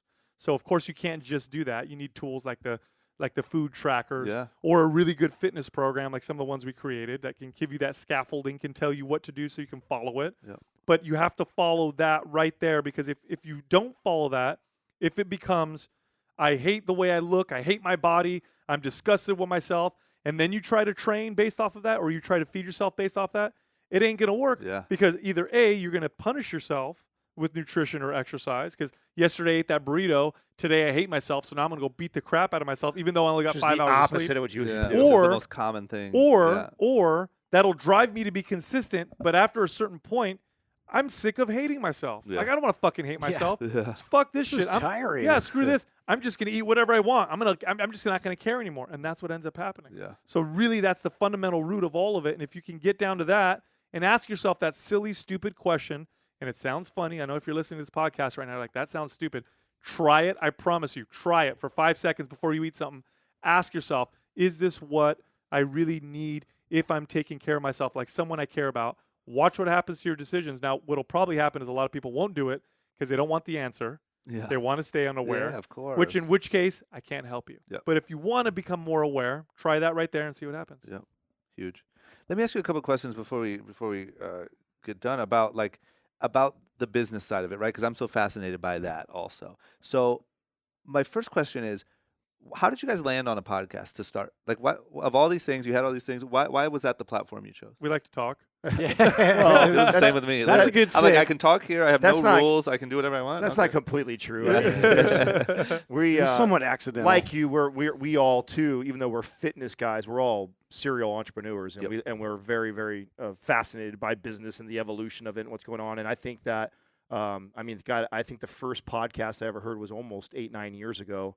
My buddy was listening to like the talk radio. It was like more a political podcast. Yeah. And at that point, I didn't even know what they were, and we were listening to it in his car everywhere. And I'm like, "What is this?" And he's like, "Oh, it's on your iPhone. You didn't know you had this." Most people didn't even know they had it. Yeah. Had it there no, for. I still, man. I was It's in the a Uber purple yesterday. button. Yeah. I was in the Uber yesterday, and the guy's like, "Man, what have you been up to?" You recognize me from the show and stuff. And he's like, "What have you been up to?" I'm like, "I do this podcast every week." And he's like, "Oh man, I really want to listen to it. I heard about podcasts." And same thing. He's like, "Well, how do I find it?" And I'm like, "It's on your phone." He's like, "No, It's no, no." already but, there, like, man. Do I go to the iTunes store? I'm like, "No, it's the one that you've always hidden in the back. Like, right. it's that one, the purple one." Right. So we saw what we did see, and it had been around, but then you had seen once the smartphones that came out, there was this huge spike in it as a medium. Yeah. And I watched, I don't remember what business journal article thing I was reading the first time I ever saw this, but I know it was quite some time ago when they were talking about, look out, this new medium is starting to rise.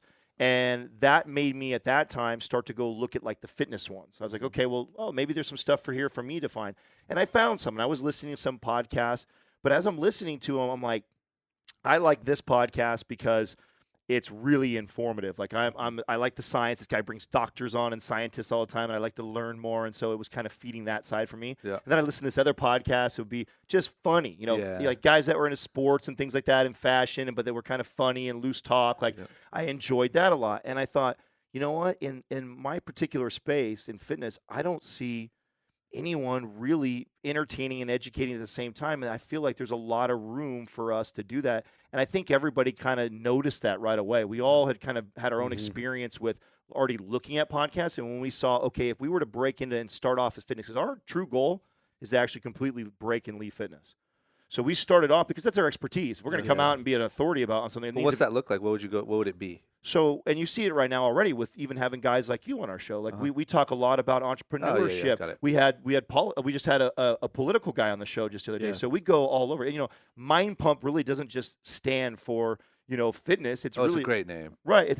And we really want to branch out and do that. But we knew first we needed to kind of start and dominate the fitness space, and that's really how we saw that. And it's becoming one of the best mediums for advertising. It's starting to trump radio and television. And before you came in, I was talking to your producer and telling him that I don't know if you know this because you got CNN up on the TV right now. It's depressing. I can't even look at it.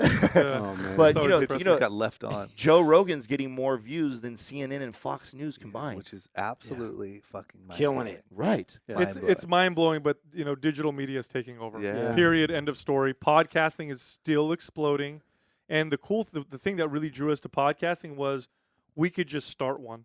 Yeah. You know what I mean? That was my thing. There's Yeah. no barrier to Yeah. entry. It's My thing was you like can say whatever you want. I have these followers. I have these people on social media and stuff, but I'm not actually doing anything to give them what I really care about. Right, not really adding value that much. Yeah, right? like they know me from TV, and now I just post photos of me in like new jeans, right? Like I'm not doing anything. I'm not serving them anything, and like this is something that I Blue can steel. say tomorrow. Yeah, exactly. Yeah. I can say All day. tomorrow. Here's something. Yeah. Here's something I did. I love that you went that direction. I was just getting interviewed yesterday and was talking about how you add value to your business, and you're a perfect example of that. I use you as a great you. example about, Thank here you have this huge following, you're already making money on your business, but still doing things to add value to people's lives. And that's really the secret sauce in growing businesses now, man. Oh, 100%. And I'll say this, like obviously we had a lot of success on TV. I parlayed that into a very successful business. I then went and played all the normal business cards, doing the marketing, doing all the everything to make sure that it was a legitimate, long-lasting, real clothing brand. Great, awesome. But now what do you do with now you have followers, you have money, you have time. What are you going to do with all of that? Right? Are you just going to go be a douchebag somewhere? Or are you going to actually Take pictures of your Lamborghini? A lot of people do. Yeah, which I did a couple times. It's a move, Yeah. Yeah. There's a Or formula are there. you going to actually now take all these things that you've been lucky enough to have and serve some value, which then, as we all know, is just going to continue the whole thing growing, right? Because at the end of the day, the whole message for Young and Reckless is I want people to go be their best selves, right? Break out of the status quo, go do your best thing. And all of what I'm doing here is teaching them how to do that, right? So it's all circling back into the same thing, but I think we're a lot on the same page with that stuff. It's just mind-blowing to me. I'm just old enough. I'm 31 years old, and I think that, once again, this is a little bold, but I'm going to do it to make the point. It is crazy to accept that thing on the wall playing CNN just doesn't mean anything. Doesn't. Right? Like, No. this means so much more, and that even means more. And what we're doing into this little handy recorder is essentially more valuable than what's going on in all these studios and the swapping and the earpieces and like, it's crazy. And Joe Rogan's is like wherever he does it at, out of his house or wherever he does it. Have you heard Gary Vee talk on this before? Like he Not in depth. So I love his stuff though. Yeah, right. He speculates that that's the future. The whole all audio. is all audio. Everything will, because that way we can multitask. Alexa right? and everything. You know, Yeah. you're just going to be talking to all kinds of It's devices. what we're seeing right now is, and it's all culminating, is that technology is the greatest decentralizer that mankind of power, Yeah. that mankind has ever seen. And, Absolutely. And anytime, if you study human history, anytime something comes out and decentralizes power, you see an explosion of creativity, wealth, and prosperity. And the last time we saw something like this that rivals, at least something that we can try to compare but doesn't even come close, is the printing press. Yeah. The Gutenberg printing press, because at the time, people don't know this, but at the time, before the printing press was invented, the only people who had access to knowledge were nobles and the church, because books were expensive. It took a person hundreds of hours to handwrite a book, and to buy one, you had to be very wealthy. So most people didn't even read, and if you wanted your information, you went to gatekeepers. You went to the church or you went to the nobles, and they are the ones that translated this information to you. And whenever you have a middleman, there's a lot of power that goes with that, and there's a lot of manipulation. Well, what do you think's happening with technology? Who were the gatekeepers before technology? GNC. Well, no, it was kidding. It's Throw GNC them the under the enemy? bus. yeah. No, it's, you were totally sponsored, man. Come on. Just kidding. We're not. It's big media. 100%. Big media. So now you have the news reporting one thing, and then you got some dude with the cell phone who's at the scene and he's recording, and he's like, "That's not what's fucking happening. I'm sharing this shit on YouTube." People are watching and going, "Hey, man, that's not how those cops acted, or that's not what happened. Look at the video right here." It's decentralizing power at such a crazy rate. Think about it this way: untouchable industries like music and movies. Music was a behemoth. Like, this was one of the industries of the world. And now, if I want to, I can get free music. That got uprooted. And they can't stop that shit. Yeah, they can't. I can get free movies. They can't stop that shit. Yeah. It's getting crazier and crazier. And podcasting is part of it. Dude, you see all the commercials on Super Bowl were all Netflix, Hulu, and you didn't YouTube. See, yes, Yeah. It's crazy. You just wait till 3D printers get cheap. 3D printers get cheap, and good luck with This is trying where to we control start that getting shit. weird in our conversation. No, I know, and I love it. And I think what Speculate. fascinates me is, like, here's the question that I always ask, and I think I know the answer, but I'm hoping somebody will give me the other one, is does it just continue to sort of fragment, right, for lack of a better word, or does it consolidate again somehow? It's You know what I'm saying? Like, is there a collection that happens I and like a believe- regrouping period, or is it just more and more and more? And more I and more? believe we are in the future. We are going to see this.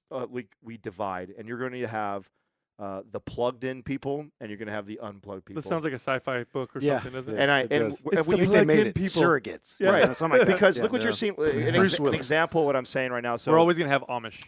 you have you go into a restaurant now, and They keep you us know, grounded. just 5-6 years ago, you would not see this, and you see it now, and it's getting worse and worse. But you walk into a restaurant now, and it's rare to see a table of 4 or 5 people with nobody with their cell phones out. Yeah. It's becoming rare. Yeah. Just 5-6 years ago, that would be unheard of. Those are like Amish people now. And now you see, right, You right. know, Exactly. like, have And- you guys heard of electricity? And you see companies now, like an Applebee's, for example, that sees that, and instead of being all anti it, they trying to find a way to complement that by now offering like these digital things that you can play with while you're on there. So I think you're going to see it continue to accelerate and people becoming more plugged in, but that is also getting you more detached from yourself and goes against what a lot of the things we're talking about right now. If you're trying to learn signals about your body's trying to tell you, the more plugged in you become, the harder it's going to be to pay attention to that. Right. So then you're going to have Gonna the other distract you. other side of society that's going to revolt. And you're already starting to see this. We talked about this on the show. We speculated about it. And someone told me there's actually already restaurants now that are trying to be the counter to that culture and tell you that when you come in, you actually have to put your cell phone in this bucket before you sit at the restaurant. Well, that those and that's more the side effects and humans trying to sort out, I think, what technology is doing to them.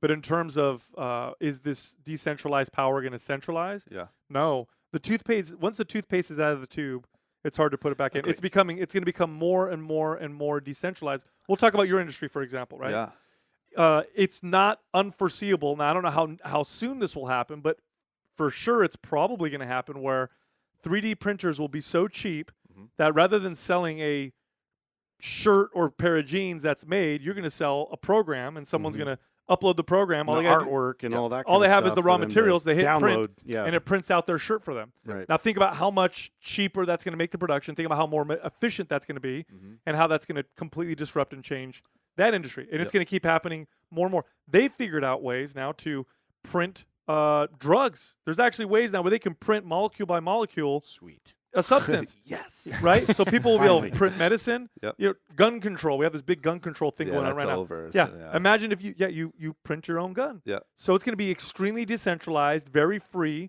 which requires a lot of responsibility. But I firmly believe that that's the only way that mankind can possibly evolve to this utopian society that people think might even be possible. It has to happen with everybody having the power, but everybody having the responsibility. Yeah. And people have to work voluntarily. Will that turn out to destruction, or will that turn out to awesome? There's some red flags out there. Well, it's true, right? Because we got to work some things out. It's true. We don't know. So far, it's been good. Of course, there's bad elements, but so far, I don't think anybody can argue that life isn't better today in modern Western society. How great is Airbnb, except for what happened to us last night, right? By the way, we should talk about that. Yes, oh my God. we did an Airbnb. And here we are talking about how great technology is. Yeah, right. I was just going to say how Uber, Airbnb, VRBO, how great they all are. But so last night, when we fly into like a trip like this, we literally get the itinerary the day before. We know where we're going, what's going to happen. We don't know the house we're even staying at till we get there and stuff. Like we just. Our assistant knows like the things that we need and where we need to be accessible to the people we need to go to. Yeah. And so we're up in somewhere nice. Do you remember where we're at? Where were we at? We're up in the hills. It was a nice area. It was beautiful area. I mean, the houses up there had to have been at least $5 million plus. Yep. And so we get to this house, and I guess we got a deal on it. She said, this is after the fact, right? I find out because they use it for photography. Okay. But when you get into it's a porn set, yes. Yep. Yeah. Are you on this side of the hill or that side of the hill? I don't know. Because that side of the hill is porn. It was that side of the hill, dude. Now I think about it. It had to be. Yes. That side of the hill is porn land. Oh, wow. Man. No one told us this. I took a shower, dude, right when I got to our hotel. And we get in there, we're like, something doesn't feel right at this house. Like it was, and so we ended up leaving. We're at a hotel now. But how did you find out? Like, is there like sex swings? No, we don't know if it was. We don't. I'm completely. We're speculating right now. But the way the house there was is some set up, jizz on the let's carpet. put this paraphernalia. Let's just say multi-million-dollar house. Splooge on the window. But there's, you got all these monster cable wires for cameras and everything like that running through all the like aimed at the couch. Yes, and then the master bedroom has just this big, huge, round bed, and it's all those porn. wires hanging out. That's porn. We found a porn set. Yeah, it's so, and there were no sheets on it. There should be like a badge on Airbnb, like a porn set. Yeah, dude. So we did get screwed. We took the black light. We were like, oh wow, what exploded? It's all shiny in here. But for the most part, I think business, because of that, and that's all free market stuff. That wouldn't have existed if we didn't 100%. Allow disruptors like that. My only complaint, and I hate to be this guy, and I don't ever want to like continue down the path of being this guy. I think everything about it is great. I think it's the best time to be alive. No question. The only part that scares me is the lack of gatekeepers.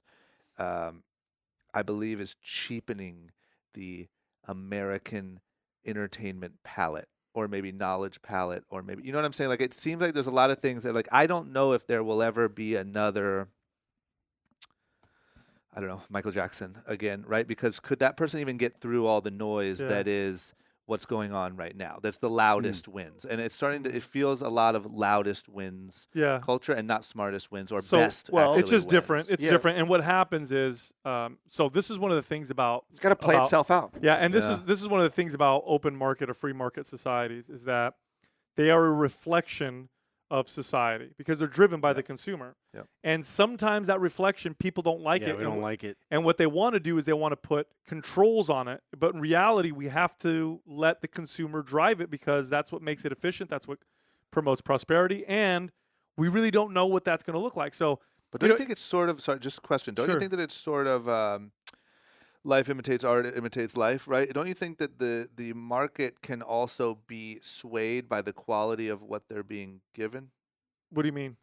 Meaning that if the business side of it or the entertainment side or whatever is a reflection of the market, which I agree, but don't you think that they also can be led down a cheap path as opposed to if you keep the standards of what is offered up? You can, but it has to make money. We are an example of that. We're an example of that. Yeah. Like we have disrupted that, and I think if we just stayed back, we could have easily taken a different path and fell right into how everybody's doing it. But we're trying to disrupt that. I think eventually you'll see someone disrupt that. Like, so if we got to the point where all these bad artists started coming out and we're not getting the Michael Jacksons and everything because it's overpopulated, someone will break the mold. Yeah, it will. Somebody will eventually break the mold, and we're seeing this right now with like Jordan Peterson right now. I don't know if you're following him, but you see him all over the place.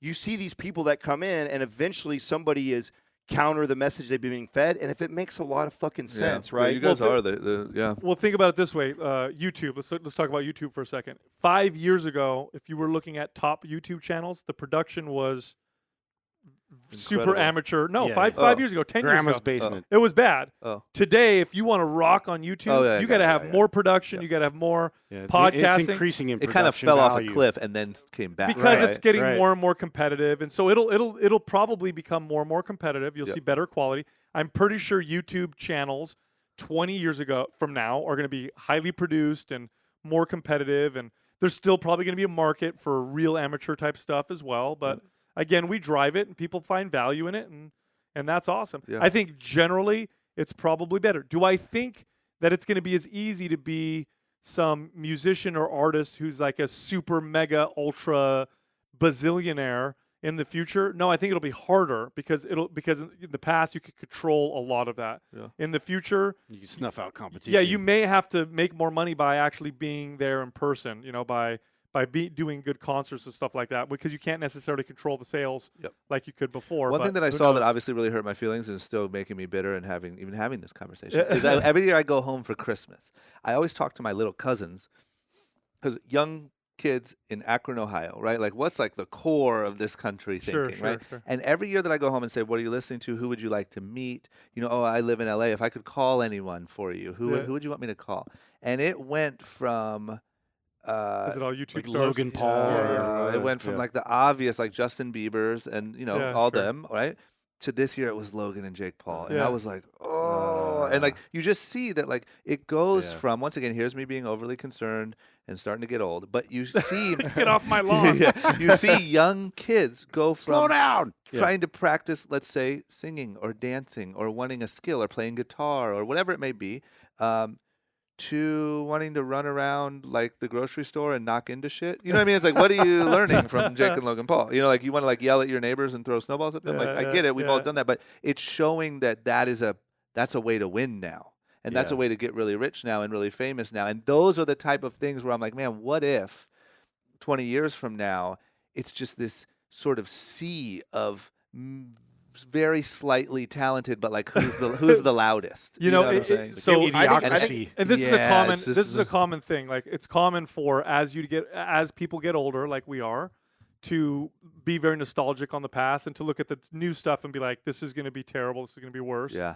It's usually not. That's usually stop doing that. Yeah, and I've done it. We all do it. We all do it. And it's we're all, I guess, guilty of it, and it's a common thing. But usually things tend to get better. Look, here's a statistic for you. We always talk about millennials, right? Millennials are this, they that, the other. Yep. Millennials are more entrepreneurial than the previous couple generations. This is true now. Mm-hmm. Why are millennials today more entrepreneurial than the previous generations? Because a lot of the people that they follow are people on YouTube, people who have people doing their own thing. People doing their own thing, and that's a good thing. Yeah. Because for a while there, it became, I need to go get a job at a big corporation. Yeah. Now kids are saying, and we're getting a lot of this, like, Which I will want to start my promote own creativity and, Oh, new ideas. Yeah. It's great. Yeah, Which, that with part that of will it's come great, trash, yeah. though. Yeah. With that will come trash. Sure, you're right. Right. So, Yeah. but I mean, The Snookies and everybody else. right. Yeah. Have their But there's time. always been Snookies. I mean, I There guess always Snooki have, was yeah. Jake Paul Yeah. before Jake Paul was Right, Jake Paul. exactly. Did you touch on his whole the video, the guy that hung himself? Did you? We talked about it on me and my business partner do another show called Group Chat where every week we just talk about like Yeah. news, and we talked about it a lot. I never really talk about that type of stuff on here. Not that I'm against it. I think it's absolutely insane and stupid. Right. But once again, I'm going to kick into like aggressive bitter guy and be like, kick him off of everything. Yeah. Send him to an island somewhere. But whatever. I don't. There is. You're right. There's so much good. And it's also what we're doing. I mean, we are the epitome. I guess I just like to question it very upfront and bold because I like to get into the conversation. My cortisol addiction needed a little hit. Oh, I But like see. it's you guys are the champions of the truth winning, right? I'm trying to do the same thing by teaching people how to achieve their dreams and how to listen to people like you and learn how to be like you. So we are the epitome of technology winning and having a good purpose, Right. but it's just that's the part that seems crazy. I'm finally to the age where I think this seems a little crazy, seems a little haywire, and then I realized that my parents thought the same thing. Like my parents probably thought Eminem was Logan Paul. Sure. You know what I'm saying? And, Yeah, and to them now, we might as well live on Mars now. Currently, they just stay in their house in Ohio. Like I'm not even going to go out there because there's Instagrams flying around and people are YouTube Drones following people. I don't know what's going on. And it's happening faster and faster. I think that the real thing to fear isn't necessarily technology; it's the worship of technology. It's this movement, this new ageism, this scientism, which is where you get rid of all ancient old morality and ethics and things that have stood the test of time through thousands of generations, and you throw that away and you start to worship technology and science to the point where now you're seeing a whole new generation of kids that are just extremely, nihilistic. There's just no meaning. Everything's meaningless because there is none of that foundation where all you're doing is feeding this immediate dopamine rush with your phone and you're just talking through social media, but you're not really connecting with people, where sex is becoming more and more and more disconnected, detached, and in fact encouraged to be that way. You're finding, depression, anxiety is the number one mental health disorder now, I believe. Yep. Depression has exploded, especially among kids. So there's definitely something. We just had something terrible happen, Which is at a ironic. school in Florida, Yeah. and people aren't asking like, forget the tools that these people use, like what it goes through the mind of someone that does something like that, and what it is it's meaningless that then turns into hate for everything, hate for it all, and that's the part that worries me. We talk to people on podcasts all the time, and right now in the podcast world, it's really popular to talk about taking psychedelics and becoming one with myself and learning things, and there are no rules, there are no boundaries, and that's I understand the sentiment there, and I definitely am not anti some of these powerful tools. I think they're very fascinating, and in fact, I'm a big supporter of. There's an organization called the Multidisciplinary Association of Psychedelic Studies that's talking about using some of these things.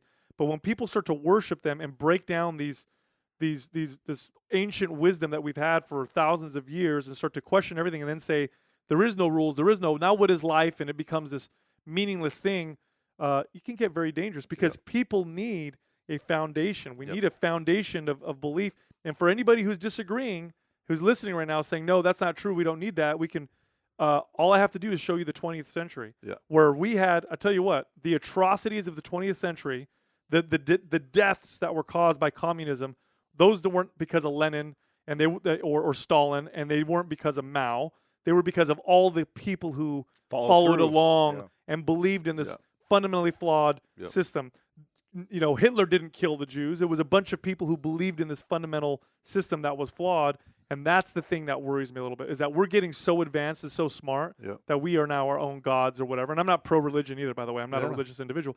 But that's the thing that kind of worries me a little bit, where I read an article where in China they're talking about potentially cloning humans now, And it's like, there needs to be a little bit of an ethical moral code. Where is 3D the morality print, like anymore? a son and like Yeah. like you want a boy? Or print him up. It's just crazy. It's like, But we can do it. Yeah. right. Let's do it. Just because we can doesn't mean we should. Yeah. You know what I'm saying? That's the only thing that worries me. What's funny is you just made it sound so optimistic and then so scary. Right back to They you're like, scared the shit out It's of like a you. good movie, bro. Yeah, you're It's like like a chill good out, movie. man. It's better than But- ever. but Things are it's so optimistic. sunshine. Look at Gary Vee, and then like, by the way, death is coming. No, that was good. You're so right. I don't. Yeah, I just can't wait to watch it, man. I'm gonna just keep doing my little podcast here. Hey, man. And try to start. You said it best. It's a very good time to be alive. It is. It's Yeah. a very good That's time. objectively yeah, speaking. Yeah, it's a That's very true. Yeah, it's a very good time to be alive. How much more time do you guys have? As long as you want. Yeah, bro. Okay, so I only need like 10 more minutes. What else I want to wrap my head around, because I think it is really, really inspiring, is we went deep into like how listeners can sort of change their health and change their lives and all that stuff. But I'm fascinated by what you guys are doing on a business side. Mm-hmm. So you started this podcast. How was there a period where you thought that maybe it wasn't going to work, or nobody cared, or like was it a okay growth, or just take me through that a little bit? We've definitely had some growing pains. But what's interesting, this is going to sound esoteric now, is whenever we've stayed true to the why, like why we're doing this, we seem to Things grow present themselves, and people yeah. like it.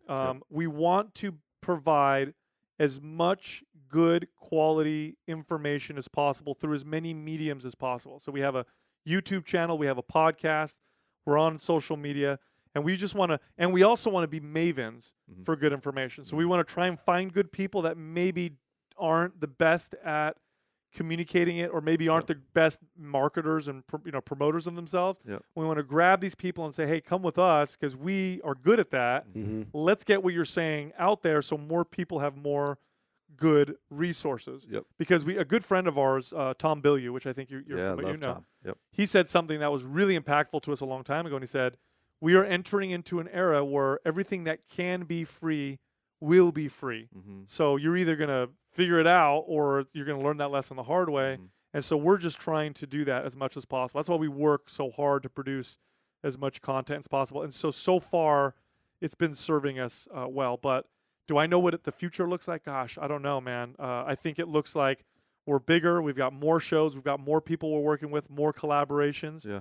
And at the end of the day, Mind Pump Media, I would love Mind Pump Media just to be a media company for not just fitness information, but good quality entertainment and information. Yeah. Through the digital, mediums.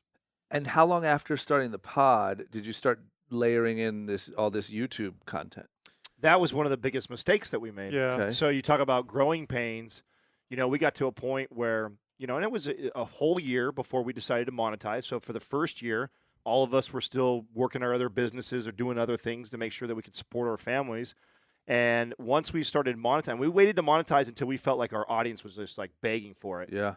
And it took about a year after that, or about 6 months, I would say, after that, where we could actually walk away from everything else we're doing. We could all go full time and start to build this team around this business. And that was from ads. Right. That was just doing ads. Is that how you started to monetize? No, How'd no. you We start to monetize? we started to monetize after the very first program that Sal had written. Oh, so not even on the podcast. Yep, not even on the podcast. Okay. In fact, advertising money has really only got like real good to where it could support, some big bills in the business just like 6 months ago. Got it. And I tell this to people that think about starting a podcast. If you think you're going to get started, you're going to get all this advertising money, you're in for it. Yeah, I still don't advertise. I don't even know if It's not even worth. It's really I gotta not. look into if I'm even worth anything. Yeah, it's by the by the time we $1,000. by the time we had actually started getting good money like that, we had already kind of figured it out. But a mistake that we had made was not applying the same formula as we did on the podcast to the YouTube channel at the same time so they grew together, because had we done that, the amount of revenue that the YouTube channel would have been producing would have probably mirrored or potentially surpassed what the podcast is currently doing. And that would basically have doubled our revenue, because they really are separate. They're separate entities. We don't do the same thing at all on there. Sure, we provide some similar stuff, but it's more of a visual platform. And it's only at about, I think we're approaching 50,000 subscribers, and we add about 100 to 300 a day every single day. But even at that rate, it takes a very long time to it's get hard, and man. it's different than what these kids, like a lot of kids see, like these kids that have millions of followers. That's not a real fucking business, dude. You know how many people I've met That's rare. that have 2 million followers, but they make maybe a few $100,000 a year? That's not a lot of money for someone who has that much. I've met more business people that people don't even on the show they're listening right now don't even know who they are because they only have about 40,000 people attached to them, but they have a multi-million-dollar company. Yep. And I think there's this big misconception with how many people are following you on social media, how well you're successful as your business. Yep. You know how what we did really well early on was take care of our people, add value to it. And so we aren't huge. We're not Joe Rogan size. We're not as big as some of these people that have gone viral, but the following that we do have, I mean, it's been able to sustain the business really well because people were at a point where they're like, can we just donate money to you guys? We love what you're doing, and we love the cause. We love the why. We want to fucking support. And then at that point, we just had to provide the knowledge that we'd all accumulated over the last 15, 20 years in fitness. Package it up. And our expertise is program design and nutrition, and so we just started writing those programs and providing them. But we first actually did a lot of that all free on the YouTube, all that. So you could build a program, learn how to do anything, and not pay a single dollar to us if you just go through our stuff. Yeah. And really the way we treat our programs and the way we monetize, it's almost like support. It's more like these people are like, I love these fucking guys and what they're giving. They've given me so much free shit. I feel like I owe this to them. Yeah. So when we put out stuff and we put T-shirts out, people buy that to support, man. Yeah. And it's been tough, man. I mean, we've wanted sponsorship and we've been tempted to go certain paths, and like the integrity part of it is something that we've like held on to hard. And, we flirted with certain companies that really were like almost kind of within our message, but not quite. Yeah. And we sort of, we had to make hard decisions where it's like, no, this is probably not a good fit. And it's been a process to actually find these companies that actually like really resonate with our audience. And that came from them too. Like we really like leaned hard on our forum and this constant communication back and forth with our fans. So then, they're out there buying products. What are you buying? Yeah. What are you into? And like, and we kind of found companies that were out there that really were like, oh, wow, that actually would fit well with us. And then it was this ongoing conversation that finally leads into like, okay, this makes sense. Let's bring you on and let's do this. Problem sponsor. is, all these kids that see these businesses, they see these these Instagram celebrities, and they're all trying to mimic that. Yep. They're trying to do, like you said, they're going to grocery stores and they're fucking around thinking that that's how you become a millionaire. It's like, you have no idea how that is not going to make you a millionaire. And even if you did, for some reason, make some viral video, it's not a sustainable business after that. Just because you made one viral video doesn't mean all of a sudden you have this So there's a huge misconception around like having followers or a video that had millions of people view it and you being very, very successful. In fact, I'm very interested to see a lot of these Logan Paul type celebrities and stuff, where are they at in 10, 15 years when they get finally, because at one point you can't tell me when they become 35-year-old men, 38-year-old men like we are now, that they're not bored and tired of fucking can't be doing the same thing, acting goofy and silly and doing weird shit every single day just to get attention, just so you could sell your T-shirts to them. I'm really interested to see how many of those guys and girls are smart enough to make a very smart business pivot or invest somewhere, so we don't see them on some reality show and fucking YouTube Celebrity Rehab. You know what I mean? It'll be like, it'll be on YouTube. Like, remember these guys? Somebody called Dr. Drew. Get him back. Let's get him out in 97 society now. Hey. Right? Can't you see that happening? Yeah, though? 100%. I mean, it's happened, I think, notoriously. I came from it, but look at like reality TV land, right? I mean, we're already past the window of like the shock of what reality TV was, and we're already past the window. If they did celebrity or reality star rehab right now, it would be like old. That's already old news. The fact that you're drug addicts is already old news, right? That's crazy. So the next You're wave, too I successful. think, They won't call you. damn it. Yeah, you're boring. I do need some juice, like on my Instagram page. It's either Dancing with the Stars or celebrity rehab. You go one of two ways. But I think that window's already passed. I really think this is a similar window. Like, I think it's a similar thing. I remember when we were doing reality, it was like we were looked at kind of how YouTube stars are today. Like it was like, oh, that won't last. That's not the real thing. Right. And I'm curious, man. I'm curious to watch how this all plays out. Here. Yep. It's gonna be interesting, dude. Man, I can't thank you guys enough. Yeah. Bro, it's always a good time with you. Always man. good Crushed time, it. brother. It's always inspiring. Thanks for having us on, man. This is great. Anything we can continue to do. Point me. I'm going to be lazy here. Okay. Point me in the right direction for which videos to watch, which things. I really want to try to soak up some of this information and like make a bit of a change. Literally here. go to the website, mindpumpmedia.com. Yep. Scroll down till you see the free 30 days of coaching. Just opt in. Opt in. I'm opting in. And and then listen, because on there you'll have option, and we show you'll get an email every day, and it's real short, so it's not like a big long thing. We don't inundate you with studies, but We do provide links to studies to support the claims and the things we talk about. So those, I prefer studies. right. So if you like stuff like that, Yeah. what we do is we provide that, and we provide all the videos that we've talked about this, or the podcast audios where we've talked about that topic. Yep. Start there. Yep. And then the second place I'd say to go is go to the YouTube channel, Mind Pump TV, and just watch. Yep. So absorb all of our free shit. And those two things, easy. We feed it right to you, Great. and then go from there. And you're telling me I only got to work out 2 days a week. 2 days a week. If you want a program, if you decide you want like a structured program, let us know. MAPS Anabolic is probably the one I'd start you in. Yeah. Mhm. Yep. Yeah. 2 to 3 days. I ask everyone this, and I'm curious to get each of your reactions, just because I think it's a really valuable thing for everyone to take home at the end of all this podcast. If you could, each of you, go back to your younger selves, because you've all made some transitions, right? From being skinny and didn't want to work out and this and that. You've all been through a lot of stuff. You're all very educated. You've all seen a lot of changes. You could go back to, let's say, anywhere in the 10-year-old to 14-year-old window and tell yourself anything to sort of take the edge off of life, make things a little bit easier, stop a lot of the pointless worrying. What would you tell yourself? I would tell myself probably the best advice that I ever got, but it wasn't later on until my probably mid-20s when I got this advice, and it literally changed the way I thought about almost everything. And I remember it was a buddy of mine who was working with me, and I was managing a team at that time, and I was struggling because I just fucking smashed goal. Had one of the best months I ever had. Super proud of myself. Yeah. Boss is coming in that day, and I'm excited because he's probably going to tell me how great I am. Of course, why wouldn't he? Yeah, right. So I'm super pumped about my visit from him. He gets there, and he pretty much just like lays into me about all the shit I wasn't doing well. I didn't fucking highlight my binder here. I forgot to fucking put these papers away here. I didn't put this update in, and that's not my strength. I'm not fucking good at that shit. Yeah. He was right. He was definitely right. I fucking slacked off and all that stuff, but we fucking crushed goals. So thought I would be happy. So, on the type of person I am, like, okay, so then the next day, man, all I'm doing is burying myself into getting better at all these things. I'm getting all more organized. I'm highlighting everything. I'm ready for the month. Yep. And my buddy at the time comes over to me, and he's about 4 or 5 years older than me, and it was a mentor of mine. Comes over, and I'm all got my stuff on my desk, and it's all organized, and my head's buried down in it. And he just goes, whoa, all my shit. I'm like, what the fuck, dude? What are you doing? He's like, what are you doing sitting here right now? I said, well, man, my boss came in yesterday, and he said, I wasn't doing this, I wasn't doing that. And he's like, listen, you're in the position that you are at your age for a reason. Stop focusing on all the things that you're not good at. Focus on the things that you're good at and be fucking great.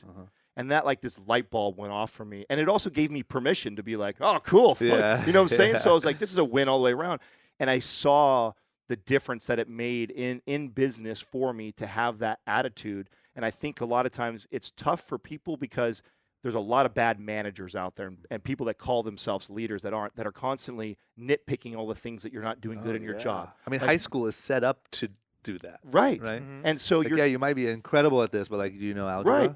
Yeah. Right. I still don't know algebra. We set it up to nitpick people at their faults, and you're really setting those people up for long-term struggle, and they'd be lucky to break through and get success. Yep. Had I figured this out early on in my age, I really would have approached all subjects in school that way instead of dwelling on the one D that I had that I couldn't believe it. Oh my God, I have a D. I've never had a D in a class. You should be able to get 120 in one class that brings your 80 to 100. Right? That's That's how it should work. I like that. That's a great. That's a great point. point. He got a 300. And Right. let him live on social studies. Right. And we really believe that's the future of education is more individualized for people, this generic regimen. And so no one taught me that.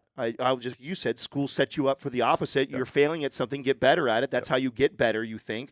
But no, really how you get really fucking great is you already focus on the things you're passionate about, that you're good about, and you be fucking great. Yeah. And by the way, that's a lot easier to do. And you have fun doing it, and you'll see what happens. So that's my piece of advice that I would go back, give the 10 to 14-year-old me, or what I give people that are in business is, stop dwelling. At least spend 80% of your time, enhancing the things you're already good at. Yep. Maybe only 20% of the time trying to bring up the things you're not so good at. Yep. Great. I love that one. Yeah, I would think for me it was more about who I was surrounding myself with. Yep. And it's another huge one. That was very much you could see how that affects you and all my decision making and just the way that I would feel uplifted versus people that were kind of taking me in certain directions where I was, I knew inherently I didn't want to go that way, but all my friends are doing this and this and that, just really to break free of all that and to actually look around me and look at the people that are successful, the people that I would actually want to mold and create my life in that sort of direction, and find those people a lot earlier, so that way, even as I'm going through the educational process, which is a process, going back, I wouldn't really change anything. That's always something that, like, I think everybody has a deliberate path that affects where they are now, and I don't want that to change, because who knows what kind of person I'd be today if I didn't go through the hardships and the wrong decisions and all those types of things. However, if I were to place better mentors, better examples in my life, I feel like maybe I could be at a place that I'm a little more elevated than I am right now. Yep, 100%. That's a huge one. One thing that I learned really late in life, like not probably 3 years ago, is like, if you look at someone that has what you want, whether it be like success or even work ethic or whatever it is, and you just simply look at what they're actually doing on a day-to-day, like if you can just kind of line up with that, like it's a lot of it isn't complete rocket science. It's like, if you look at, let's say you really want to be a really successful, let's say a kid listening wants to be like one of you guys. And they say, well, shit, I like working out, and I can start a podcast, and I can blah, blah, blah. But if you actually looked at how you guys go through a day, what time do you wake up? How do you eat? Where do you blah, blah, blah? How busy are you really? How much of it sucks? How much of it do you love? You can compare yourself to that and be like, oh, shit, I am kind of far off. And the more that you can align with the life that you want, the life follows that. Right. Oh, you're an average of the 5 people you spend the most time with. Yeah. Man. You really are. And I think it took me forever. It took me a long time. I was waking up. My biggest thing they always say, because it's my biggest thing, is like, up until not that long ago, I always woke up late. It was just my thing. Like, I woke up, sometimes I would wake up at 10 a.m., but I would wake up at 9:30, like, most frequently. And I always was just like, well, I've been able to. Like, I was always able to wake up late, except for during high school, right? Then I moved out here.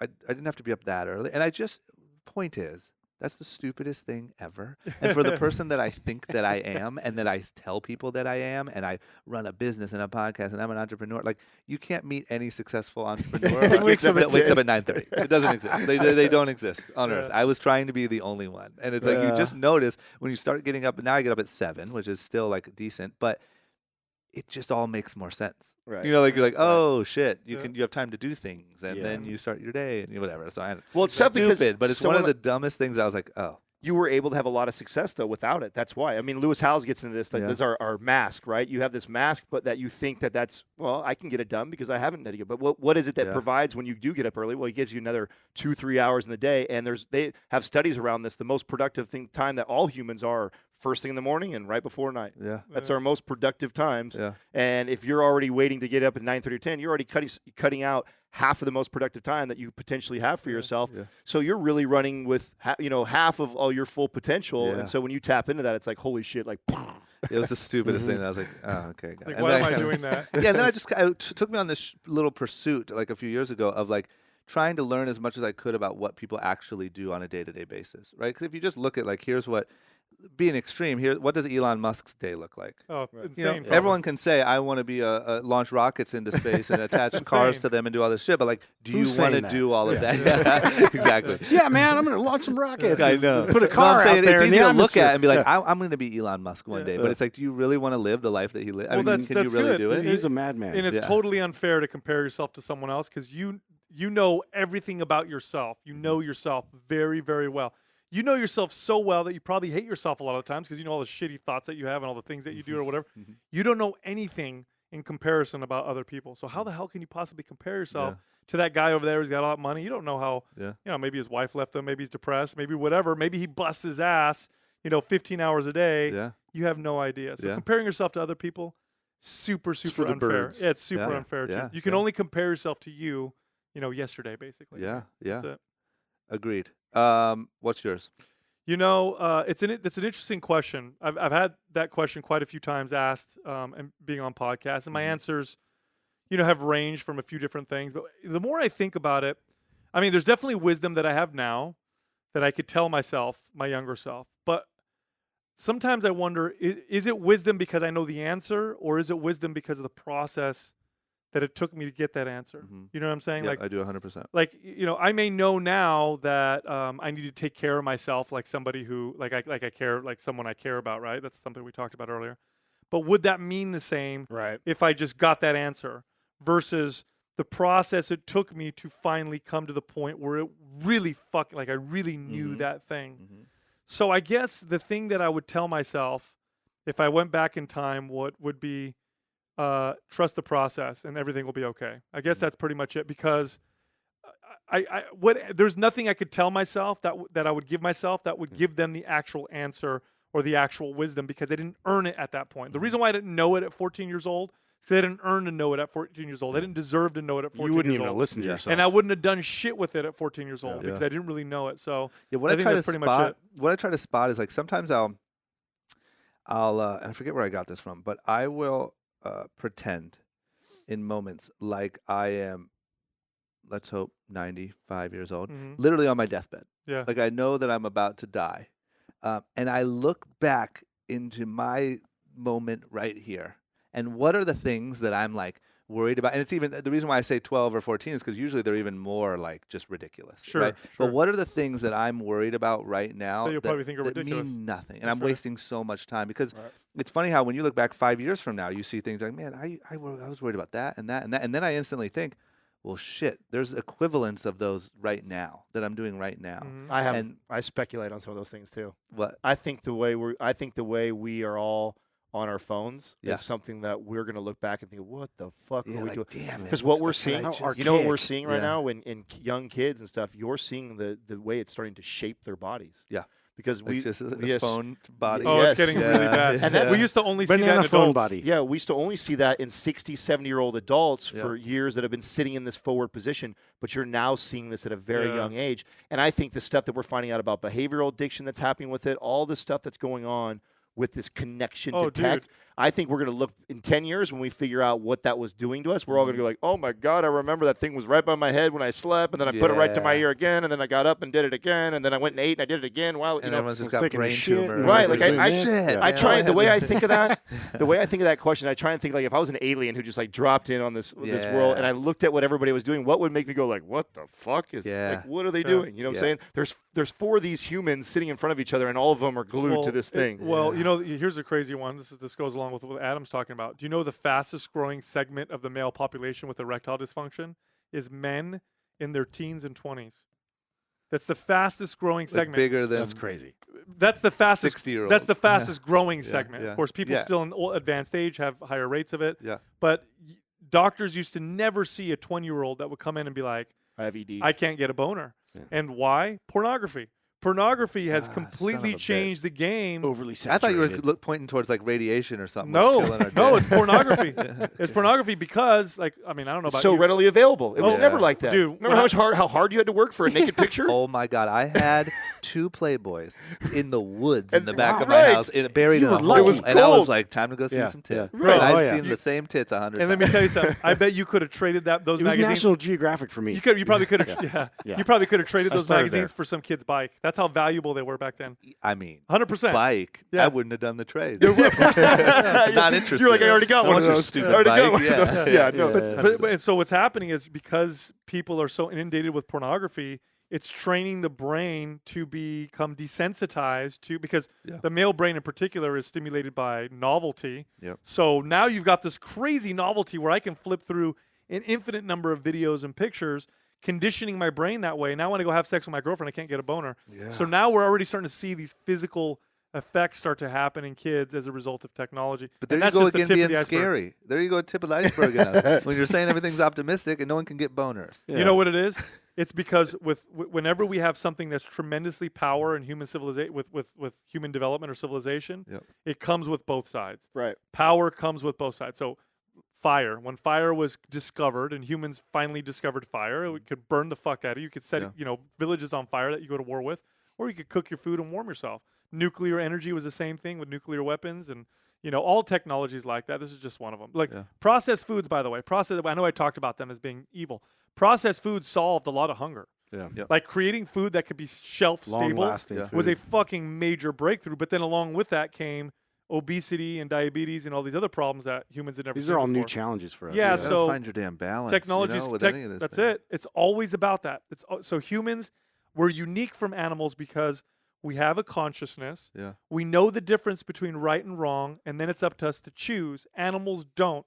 We don't look at a lion that's fucking devouring, other animals, or a male lion devouring a female lion's kin because it's not his. We don't look at that male lion and think, oh man, he's evil. Yeah. We look at him and think he's just a lion. Yeah. Humans, we're different because we know right and wrong, and we have to choose, and that's both great and it's also fucking shit, right? It's great because we can actually be good. Like, are you a good person? Well, if you're choosing good, you are. If you don't know what you're doing, then it doesn't count. Yeah. But at the same time, we have a choice. Yeah. So anything that we do is going to be that way, and technology is no different. But I just worry. Sorry, we're going. I just worry. I worry that the obesity problem, the opioid epidemic, and I'm sure there's always the other side. I'm choosing to go negative. Yeah, But yeah. the porno issue are examples that when you're given too much freedom of choice, we're choosing bad more and more and more. Well, you know why? but It's because expediency is easy.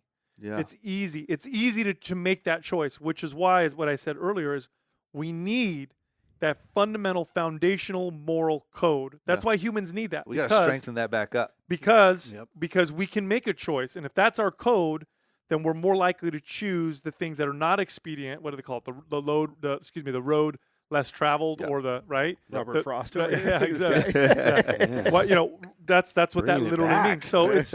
So I mean, it's part of our advancement, and with more choice comes more choices and more choosing.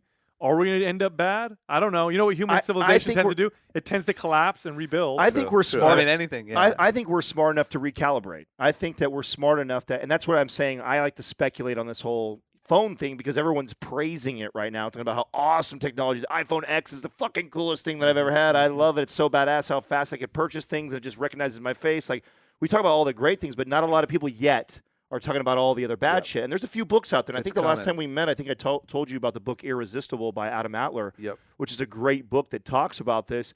And no one is really talking about it yet, but I believe when we see enough fucked up lives from it, enough fucked up bodies from it, and enough people that go down this behavioral addiction, then I think you're going to see the counter come around, and then more of that will, and then it'll balance itself. Wait till the next workout is. Are you suffering from Instagram body? Come on, Oh my get your God, we gotta shoulders create straight. that program. Yeah, you guys should work on Yes, Instagram. Write body. that down. Someone write that down. It's all about this. We're not going to call it upper cross syndrome anymore. We got another It's name called for it IG now. body. I like it. We dude. killed it, man. Lumbar Thank you guys. lordosis. Thank you guys so much for doing this, and you're just killing it. I just love the fact that I love anyone who has taken advantage of what's going on in technology and this stuff to fight the good fight, Right. and ended up coming out super on top because of it. And you guys seem like you're living an incredible life, staying at Airbnbs, porn sets in the hills, and like everything, like it's going Can't well. complain, Like you are man. the epitome of what I am hoping for. Awesome. You're the anti porn addicted, non-boner getting fat, obese.